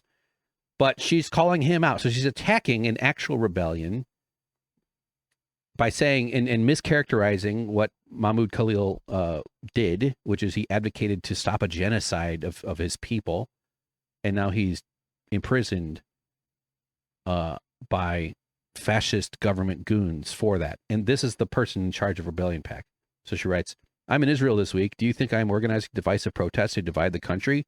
Of course not. I am a guest and am acting like it. So she's saying he's a guest. He's not a citizen. He doesn't get to say anything. No, free speech applies to citizens, to people visiting too. The whole freedom thing we're supposed to be so proud of in this country. She writes, he led a group that violently took over a college campus. Lie. We have every right to enforce our national security. So she's promoting and supporting and cheering on imprisoning people for free speech. Quote tweeting Zoran saying Mahmoud should be home in New York City with his wife and newborn son. Instead, he's in a prison cell 1,000 miles away. Not because he has been accused of any crime. And I don't have it here. It's a screenshot. And of course, her second tweet to this thread is, of course, some goddamn communist doesn't understand any of that because they don't live in reality. Like, what? Like, did someone feed Joseph McCarthy after midnight? Where the fuck does that come from? This is crazy. So that's a person Cenk has running RebellionPAC. Now, I do think that actually she has since withdrawn, even though the email is still there as at least this taping Thursday afternoon. Let me just pull that up real quickly on the... Okay, so 5:01 a.m., that's this morning, April 24th.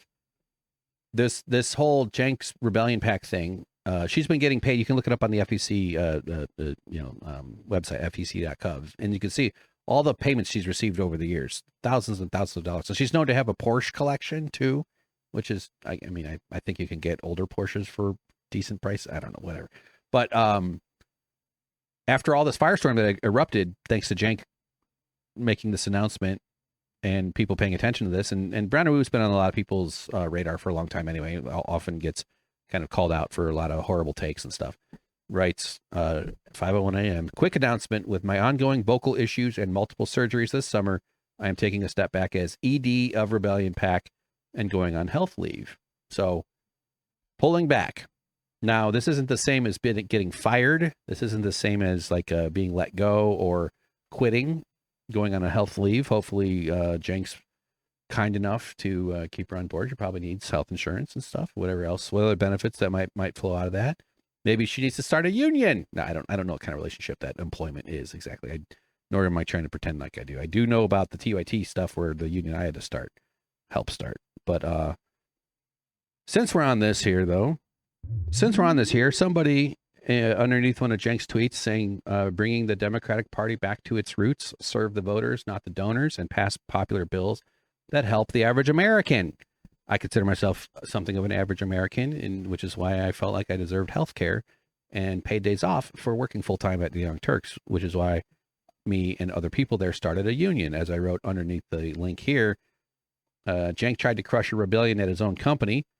One started to address exploitative working conditions, though he told his audience outsiders started the union to harm his run for Congress. His union busting is well documented, yet he has publicly denied being a union buster. And these are those headlines that I often share. Check out the website if you'd like to see the film and maybe support. Here's the Here's the government caught them doing union busting because Cenk violated Section 7 of the NLRA. And this hung on TYT's wall for 60 days. This is in the film. And yet he still will tell people he's not a union buster. But going back to that, somebody said, Cenk, we're tired of both sides being so willing to fight Israel's wars. No one is getting behind anything associated with Brianna Wu. Remember, she's all for the slaughter of all those Palestinians, right? Cenk writes, and this is kind of his addressing this situation. I imagine he might be forced to say something more about it later, so this is probably not the final word on it. 6:16 a.m. Remember, Brianna Wu posted that she's taking a health leave at 5:01 a.m. Eastern. So these, they're on the east. I don't know where Brianna Wu is actually, to be honest. But Cenk is currently on the East Coast, so this would be 9:15 in the morning. It's giving me my West Coast time stamp. That's why it says 6:16. Anyway, not important. He writes, if you think I'm going to be too soft on Israel, as if that's what people are suggesting because of his support for Brianna Wu, you haven't been paying attention. But I'm not canceling anyone over their opinions, especially on this issue. You wouldn't want to cancel someone who's for killing all those babies, Cenk. Gleefully supporting a genocide, trusting the IDF, trusting Netanyahu, people that he calls terrorists. You can't trust them. Therefore, their information should be suspect. And anybody who does trust them should at least be fact-checked, maybe not platformed. Or it may perhaps talked to in order to then refute, which is what he would say he does with Ben Glebe, who's another like rabid Zionist that is all about, slaughtering these people and, making excuses and an IDF propagandist. Especially on this issue, where our side has been canceled forever. So he's fighting back against cancel culture here is basically what this middle sentence means. We agree on the populist plank. We're allowed to disagree on everything else. Okay. I mean, that's in line with the project he's going on about. Have beers with people you disagree with, even if we're disagreeing over genocide. Like what? Like, okay. So he's defending that, but she did pull back. It does probably seem to be a thing. It is very, very active, at least on this corner of the internet world. And so I don't know. It's interesting. Maybe it hasn't been very long, so maybe they'll get some new people on these RebellionPAC email things. So I'm not saying necessarily that that's where it is. Let's go back to the video, though. I'm kind of getting a little bit afield from the video. We're 3 minutes in. From Geraldo is he needs a top dog. I'm wondering if he says it's him or has he got somebody else in mind. But what do you think, Geraldo? Well, I think Ro Khanna, if indeed the congressman from Silicon Valley has joined this rebellion, I think that is a very impressive gesture. He's my favorite lawman. I believe that he has a tremendous future, and he seems like a pragmatic progressive, not a crazy person. I also think that you gave maybe short shrift to the establishment Democrats. I think either Gavin Newsom or Josh Shapiro could beat Trump if the election were held right now. I think that Trump's definitely tanked a lot of his support, along with the stock. Well, especially if Dick Cheney gets involved. Liz Cheney, Dick Cheney will get them involved. Stock market, and the one thing you can't. I'm going to back up 5 seconds. Tanked a lot of his support, along with the stock market, and the one thing you can't mess with is people's financial security. Particularly because so many of the activists or most reliable voters are older folks who, are counting on a 401k or IRA or whatever it is to see them through. So I don't think, and I also think that the rebellion space is kind of taken up now by Bernie Sanders and AOC getting, energized crowds in the tens of thousands. All due respect, Hank, I'm a fan of yours. I don't expect that you'd be getting much more than, in the hundreds, maybe the low thousands. I don't see you, steaming them up. Maybe a lot's changed since I've heard you speak to crowds, but. He just craps on it about the Bernie Sanders crowd sizes and Cenk's speaking to crowds. I can't resist it. Fuck. Okay, so most of what Geraldo's saying is boilerplate, pundit. Gavin Newsom, Josh Shapiro probably would defeat Trump. It's so embarrassing their country. There's any risk of a person like Trump having power overall. But, that's a tired reaction what I just shared because we have to solve this issue somehow. But anyway, then he brings up the Sanders campaign and AOC stuff and sort of thinking of the rebellion concept as a territorial marketing ploy. which I'm sure all these guys is how their heads work. You know, the world's richest guy who heiled Hitler on his first day has been rampaging throughout the government, destroying institutions and, you know, doing things that are certainly against how the Constitution is supposed to function in terms of what sorts of decisions get to be made, especially on Social Security Administration stuff, and messing with people's lives and ruining people's ability to access what little resources they have as in a time of rising prices on everything, because we have to sustain the greed filter at every single stage of every single transaction. You don't get to exist in a world that's affordable. They made being alive expensive because that's good for profits for sociopaths. Anyway, so like the idea that AOC and Bernie are in some way fomenting a rebellion of any kind is absurd. They're speaking about as ordinarily as you could in any situation. It's a shame to us all that there's so little of what they're doing, in my opinion.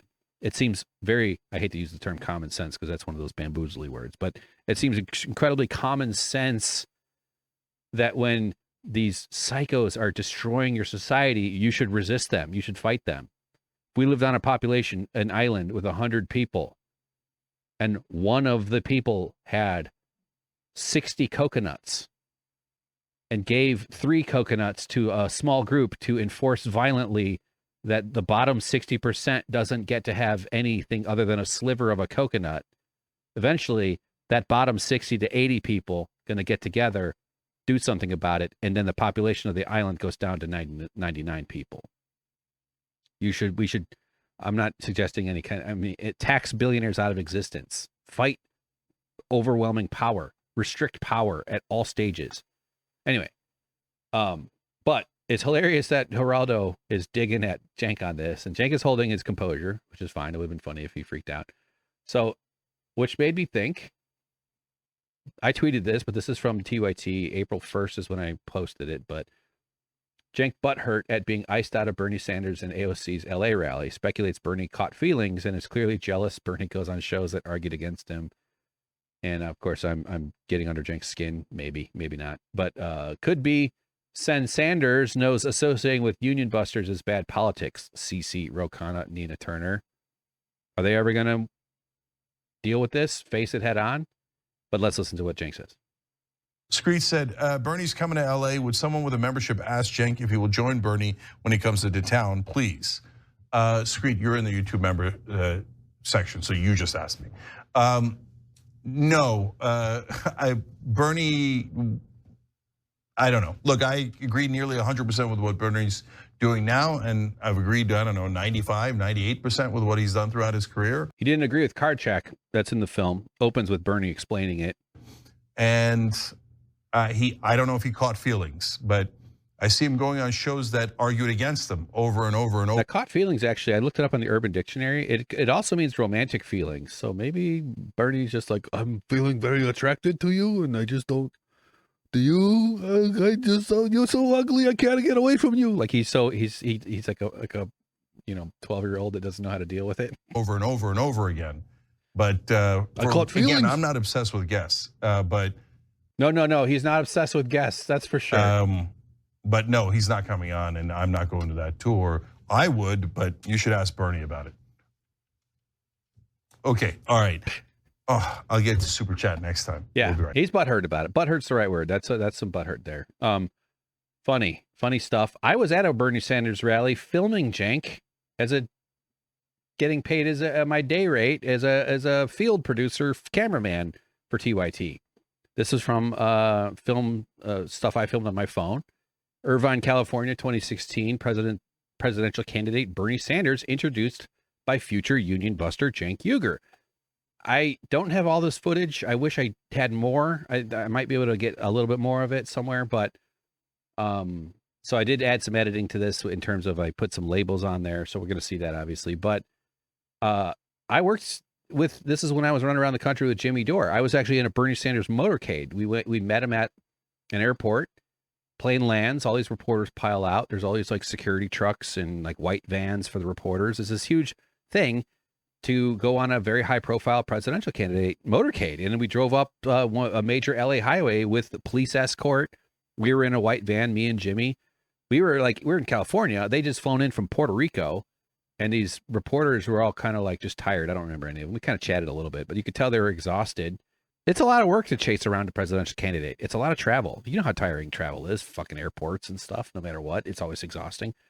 And so, but I got to be in a motorcade to go to this event, actually. So we were in the press area. They had this staked out spot. It was like CNN, New York Times, or, MSNBC, the Young Turks. And it was pretty interesting. So I took this footage and I added a little bit to it.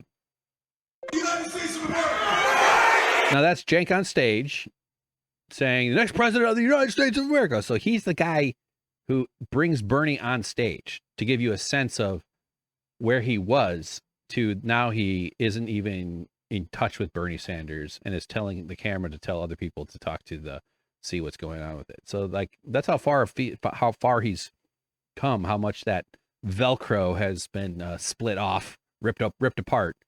So I'll just rewind it. That's Cenk introducing Bernie Sanders, and then he goes up on stage, and it is a powerful feeling. Every episode can't get through one without saying it, but I did stand-up comedy. I know what it's like to be on a stage and to have a whole room full of people going nuts because you're the person causing that, and then it's pretty crazy. One time, like at Zany's, I remember I had a great set. People are because you have to walk through the crowd, and they're like high-fiving you. Like, I've experienced versions of this. A lot of people have maybe done speeches, given plays, been on stage, whatever. But when you do stand-up, you're up there by yourself. It's thrilling. It's really powerful feeling. So I can get where someone with Cenk's ego and his, delusions of grandeur, his ambitions and stuff like that would want to get back into this kind of scenario, but those days are long gone. So here we go.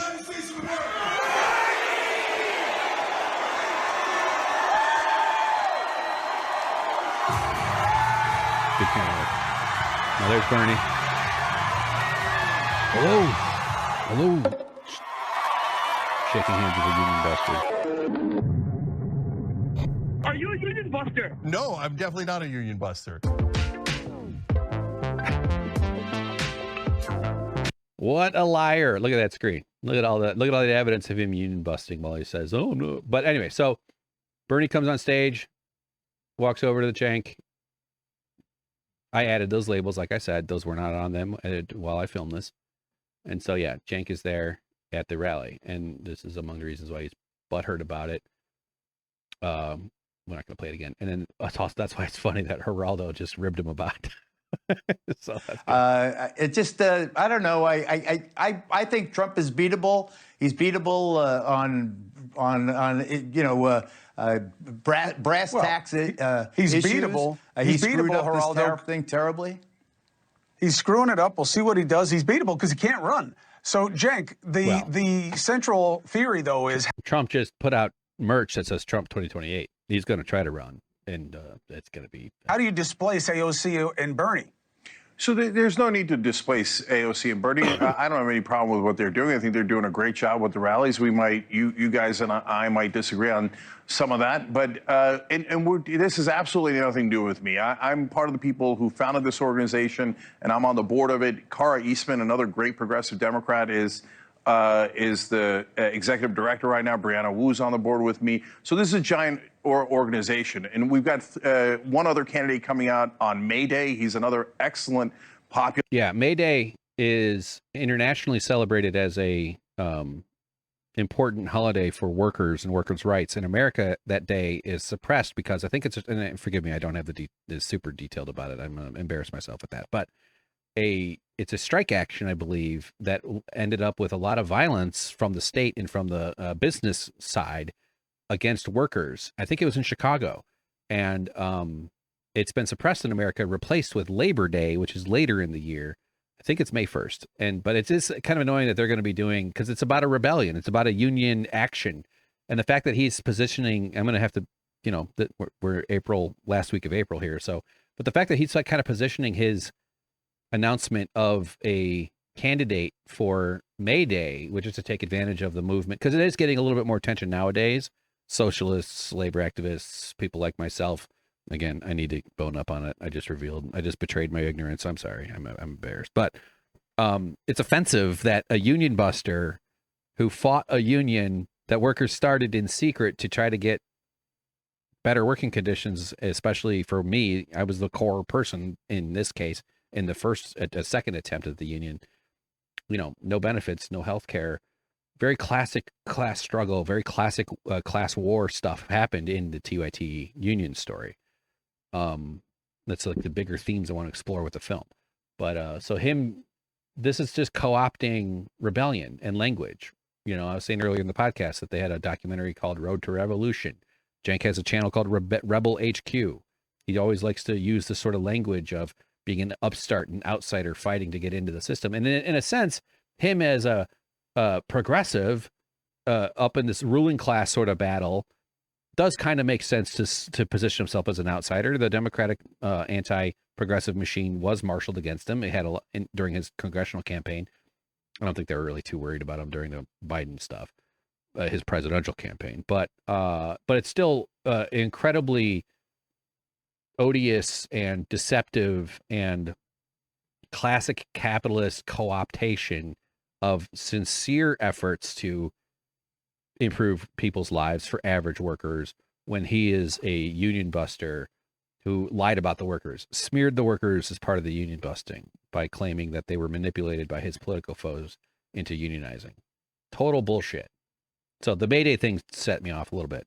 Populist. So this is not vis-a-vis on May Day. He's another excellent populist. So this is not vis-a-vis Bernie or AOC at all. But it's also not like, guys, we're going for economic populism. So I'm planting our flag here, and I'm saying if you believe we should go with our most popular policies, and you believe we should go with economic populism, and you think that should be our focus, then come to RebellionPAC.com. We're accepting candidates, we're accepting volunteers, and obviously we'll take donations as well. But Ro Khanna is a super strong voice, and I love what Geraldo said about him. And he's so reasonable, he's so pragmatic, and he puts a great face to progressivism and shows people, hey, look, he calls it economic patriotism.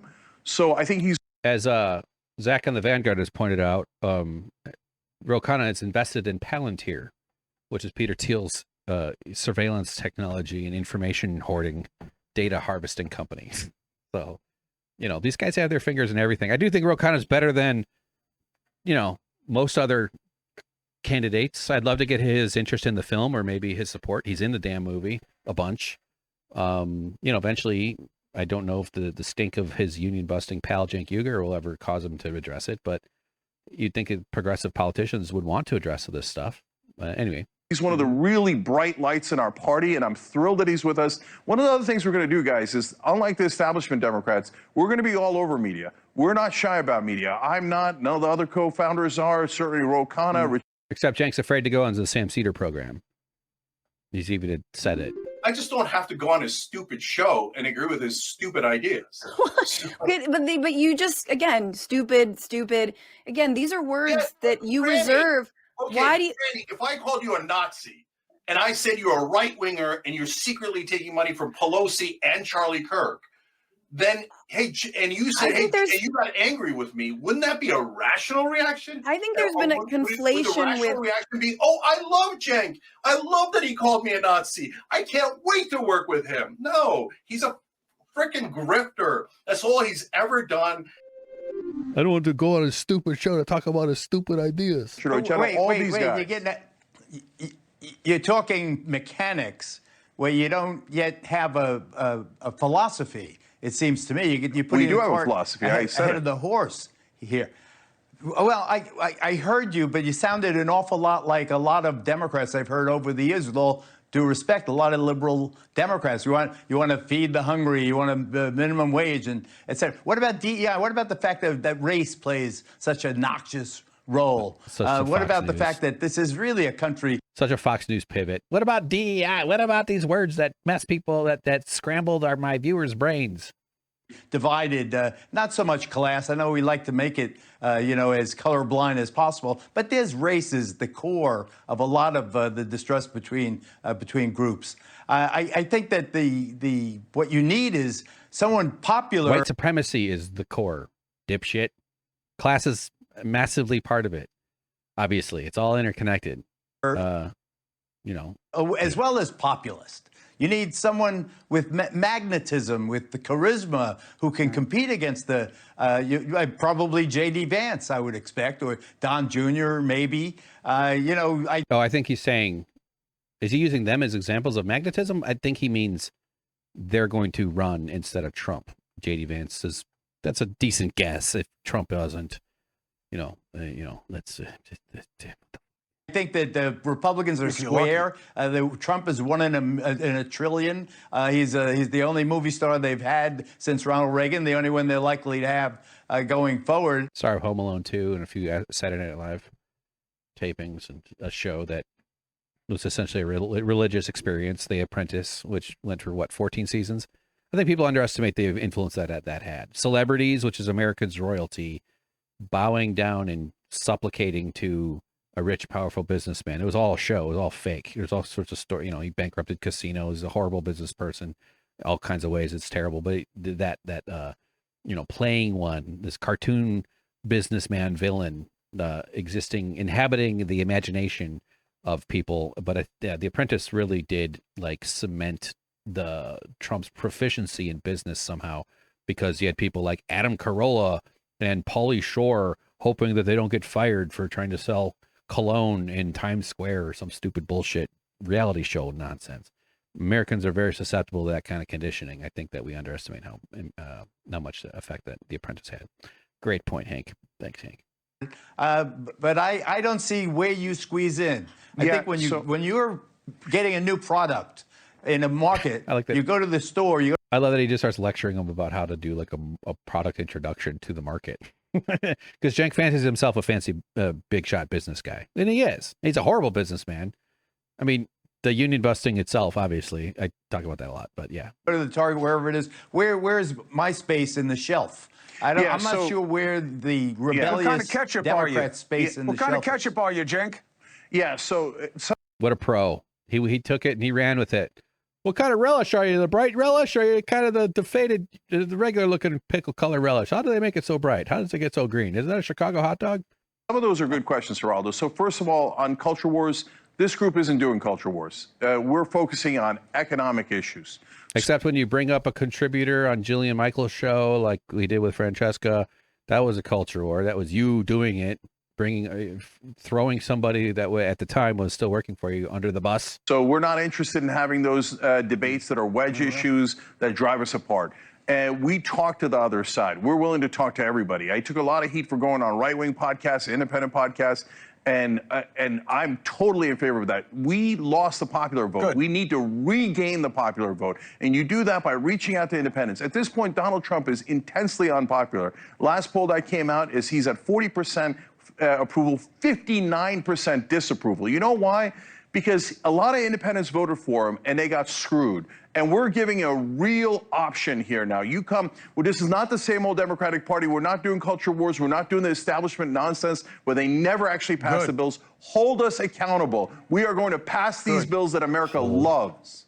Hold him accountable. Join me and tellthetruthcenk.com. Links to the fundraiser and other ways to donate or in the description. And we're trying to hold Cenk accountable for the union busting and the lies. He wants you to. I'm not the one. I do want you to as well. He wants to see powerful people held accountable. That's a lot of what this project is about. You can have this line. Less about woke, more about who's broke. Cenk Uygur will be watching. Yeah, what a genius. Wow. Wow, it's like Leonardo da Vinci, but with words. Good luck with it. And Geraldo, always a pleasure. Thank you for the... Don't be a Shlomo, go with the Cuomo. The analysis. All right, to be continued. Thank you. Did a great job there, Geraldo. But let's go back to the paid family leave bit. Not that you need to hear him say it, but let's just see how fast we can get it to find in the... Oh, fuck. Higher wages, paid family leave. Prices by negotiating at Medicare, lower housing prices, money out of politics, anti-war. This is a super negotiate paid family leave. Paid family leave. We jump over to the evidence, balledontheinside.substack.com, 2 versions, 1 truth, evidence for my claims about the Young Turks. We're going to scroll down. Are you ready? Excited? Look for the green. There it is. The first 7 months, when I went back to work for TYT in 2018, I was labeled independent contractor. I did sign it. I needed the job. I was incredibly desperate. I hoped it was maybe a temporary trial period thing, 1 or 2 months. Still would have been complete bullshit, but I would have taken it because I was replacing somebody who was classified as an employee and who got benefits. And I worked alongside other people who were employees who got benefits, half of whom I was already friends with, like I knew from previously working with TYT. Others whom I quickly became friends with because editors have a code. We had to know each other's jobs. We were all very nice people. It was a really good group. Honestly, truly loved working with them. Look at this. Here are the benefits I was not going to get. This, what you're looking at, is why we unionized in 2019. A previous year's effort went quiet, went frozen, stalled, hung up, intimidated off. Why am I trying to think of another one? That was for working conditions I was not involved with, although it would be really awesome someday to connect with a journalist or a reporter who would like to do a story about that. Maybe those details are available. But if you haven't already noticed, does it come up? No benefits, no vacation. This is explicitly lays out all the benefits I was to be excluded from for doing the same job other people were doing who got benefits. No vacation and holiday pay, sick leave, leaves of absence, health and welfare benefits, including coverage for medical, dental, vision, accidental death and disability, long-term or short-term disability or life insurance, severance benefits, retirement benefits, including pension or thrift plan contributions and or any other benefits of any kind or nature provided to its employees. Very convenient since I was not an employee and I was also paid less per hour than every other employee. You know, if I were an independent contractor, maybe, and they said there was no negotiation. I just needed, and I needed the work desperately. I was doing deliveries. I'd done some freelance stuff, but I was so fucking tired and out of it. And I was reeling in my brain and I was struggling mentally with undiagnosed autism. I had no idea this core detail, which I still wouldn't learn for another 2 or 3 years, at least after this. I was in a dark mental space, man, my last 10 years of my life. And, it changed when I learned what autism was. I'm still in a bad space right now, but what a difference. If you've only other like late diagnosed, late identified autistic people can kind of understand what it is, how profoundly life-changing it is. I'm going to cry if I keep talking about it. I want to do that to myself right now, or you. Anyway, I needed the work desperately. I needed some stability, and I'm good at video editing, and I don't live too far away, and I like the people there. And I needed the work. So I accepted this deal, except it also kept going on and on and on. And it seemed like fucking bullshit. And it started to feel very quickly, actually, that they were stealing from me. When you're taking days off, Thanksgiving, Christmas, New Year's, MLK, I think, is one of them. Other people getting paid. You do the same job. They're getting paid for that day off and you don't. They get health insurance and you don't. They get bonus. You don't. I was allowed to have coffee. That was nice of them. But look at that. Leaves of absence, holiday pay, sick leave. This means paid it doesn't say explicitly paid family leave in here, but they are making very clear that when Cenk says paid family leave, and he does this all the time. Move back up 5 seconds. In red districts. So higher wages, paid family leave. He doesn't mean that. He thinks he means it. He'd probably take issue with me saying he doesn't, but the paperwork doesn't lie. After about 7 months of that, and I was really stressed out, and I'm a loud, whiny little bitch, although you have to pick your battles. You can't just be all the time. This piece goes into how the state considers, testing, conditions for classifications and stuff like that. But I also did a freelance job there. You can go look at all this. I asked for help. I said, yo, this sucks. I'm working full time for this place and I don't get any benefits. Like, this is crazy. So I was worried about the company's reputation. I didn't like being burdened with having to lie. I think I say that right here and somewhere. And I was just like, my own interests. Like, I'd like to get paid for days off. I took a trip with my dad, or, went home. I could only afford for my dad to buy me a ticket back to his house. And we went fishing, and like every day I didn't get paid like I was like other people would have if I were, doing the same work. Well, they heard me, but instead of fixing it and saying, oh shoot, we didn't mean for this to go on this long, they changed my classification to part-time. Now I'm called part-time And here's the email I sent asking if I could get paid. I'm called part frickin' time while I'm working 40-hour weeks. This is when the unionizing took on a particular intensity, when other people didn't like it either. I was pissed. It was very frustrating. I felt singled out. I didn't think I deserved to be treated with this disrespect. You have to think of the kind of person Cenk Uygur is, to have someone working full-time hours while they're called part-time on paper so that you can keep their benefits. And sourcing from, oh yeah, so this is my request for help. By this email here, by the way, just since we're in it, I do this like every episode has a shit, so sorry for being repetitive if you're, this one is upon my third hiring date, 3 different job classifications for the same job. It's not like I was being moved around to a whole different role. It was the same work. I asked, can I get paid for all these days off? It's really unfair. And their answer was no. No, we're only going to count from this day forward. And I did get benefits for like the last 2 months. But at this point, I was deep in the union organizing. I didn't tell them about that in the email. Nor did I tell them when Cenk brought me in to fire me. So here is the proof. Let's see. Yeah, this stuff. This is my all sourced from Gusto. And sorry, let me just jump around a little bit just to find it. It's so TYT's threshold for part-time workers versus full-time. They're the company's own threshold. There's one of them, like a Gusto summary, so it calls me part-time editor. Their own threshold is 30 hours. It's in here somewhere. God damn it. It's in here. It's like a small one. Narrow. Oh, I think I saw it. No, that's not it. Sorry. It was horrible. Horrible show. Horrible. There it is. There it is. It's above it. TYT's part-time threshold is 30 hours. They're violating their own company policies. Right there. 30-hour weeks. When they were invited, because she's detailing what part-time editor meant. Except here's the hours. A few of these days I was just on the edge. I remember this brief period. There's one day here where I didn't work. It would technically be under 6-hour days because Francis Maxwell, I did his breakdown videos, like 3 a week, was off. So like the hours were way low that day or that week. So like 98% of the time I was full-time. So there were a couple of weeks in there that I was part-time, but in a few like sort of slower weeks where it was like 6 hours, 7-hour days.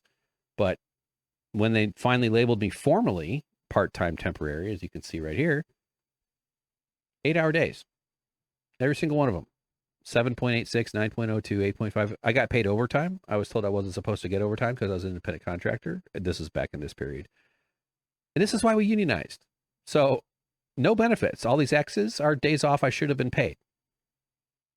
It's crazy. This is a vacation, 6 days off. If I were a classified employee, I would have been paid for those 6 days. Thousands of dollars in the summary sheet here, just on days off alone, $3,460. So when Cenk goes on and on about paid family leave, he's just bullshitting, man. He doesn't mean it. He thinks he does, but he doesn't live it. He probably would vote for it if he were in Congress. Be weird if he suddenly was like, no, I will be independent contractor only. Like, I don't think he'd do that, but it's just mass communications to him. And I'm trying to be generous right now by saying it that way. But you can't convince me that he believes it, since I lived a whole story and had to unionize because I couldn't go see a doctor. I felt like I should have been paid for the 4th of July, for Labor Day, for all those other holidays and days off I took. So we unionized. And then he goes and says to his audience, he doesn't say it verbally yet. I would love him to tell his audience this again, because it would be more of the lie, but that outsiders manipulated us into unionizing. It's just nuts. So anyway, check out the film, tellthetruthcenk.com. Links in the description as well, of course. And if you consider wanting to help me hold a guy accountable, educate, entertain, inspire, we're going to do it together. It's been a long slog. I'm looking for $50,000 from every single person watching that. I'm joking. But I am trying to raise a GoFundMe for $50K that covers about 4 years. It's not because I'm trying to make money. It's because I owe my roommate over $30,000 in rent debt, and I need to fund the rest of the year. And that's not really enough, honestly. But at least I could try to fund, because I'll have to pay taxes. But I'm trying to fund enough to bring the stress levels down so that I can finish the film and be done with this horrible baby. I have a demon baby in my womb. It's been crowning for 3 years, and I need your help getting it out. So Sharpen your forceps and let's go. Okay. What's next? This is going on forever. God damn it. Okay. All right. Executive decision. We're going to hold off. Check out. We'll do this. We'll do this Elizabeth Warren thing. I'll save it here on the thing. And yeah. So thanks for tuning in, everybody. I hope this was interesting. I found it kind of interesting, of course, as usual. We go long. That's what I do. And thanks for your patience. Consider supporting a Patreon. I know I've lost a few supporters. It's down to $6 a month. It's nothing attracts a crowd like a crowd, right? And man, my days are so full, but I still feel like I got to be putting more out there. But I'm starting to get stuff up on TikTok and YouTube Shorts. Some gaming stuff as well. That's actually one of the ways I've been staying sane. I haven't been doing a ton of it, honestly, but I might even record tonight now that I'm thinking about it. But doing a Valheim game. That's a cool game. It's kind of like Viking Minecraft. It's just a way for me to relax and still monetize the relaxation of my day. I just sort of, I don't go super crazy. It's called in fact, I'm trying to market it as I hope you fall asleep. I want it to feel like a place where people feel relaxed and they just sort of hang out with me while I play a game. And it's if you're familiar with crafting, building, open world survival stuff, there's an adventure component to it, but I love that part of it as well. But man, I love the base building. I have so much fun with it. It tickles my neurodivergence just perfectly. And why did I do Devil Horn? Are we watching Yellow Jackets? That's a crazy ass show. It's the deer horns is what I did there. Anyway, so a lot of construction, lining things up, designing, coming up with little buildings and making stuff. And I guess honestly, it's exactly the way I play regular life, which is I have about 100 projects that are 40 to 70% complete and that I abandon and move on to something else. That's what I do in mine in Valheim. And I want to get into other games too. There's a game called Dredge. It's supposed to be super fun. All that's on Suck Professor. So go check it out. It's just if you want to just hang out with me while I play a game. I get a little bit into politics. I don't necessarily go into the news and the politics. I sort of avoid it, but I do talk about whatever's on my mind, but it's not necessarily about like the details of the news. It's supposed to try not to necessarily shift all that over. And I don't really get into the TOT stuff either. That's kind of what I need it for, is to sort of escape this toxic craziness that's going on with all of this TOT stuff. So check it out. Thank you. Take care of yourself. I'm trying to resist coughing here as I wrap up, and I'm gonna put this one together. Yeah, so we're gonna be a little over 2 hours. That's a reasonable stopping point. I struggle with this whole thing, and so I'll try to get clips up quicker than usual. Yeah, we're doing it, guys. Take care of yourself. I'm gonna keep walking and looking after my body. I have not been doing a great job. I keep threatening to start reading books again and try to lose some weight, shift over to some lower carb foods. I'm not starting tonight, don't worry. And yeah, okay, I can't say that. I don't know how to say goodbye. Goodbye, everybody. Thank you again. Take care. See you around. Be kind to yourself. Be kind to yourself. You deserve it. You deserve to feel better. It wasn't your fault. What happened was not your fault.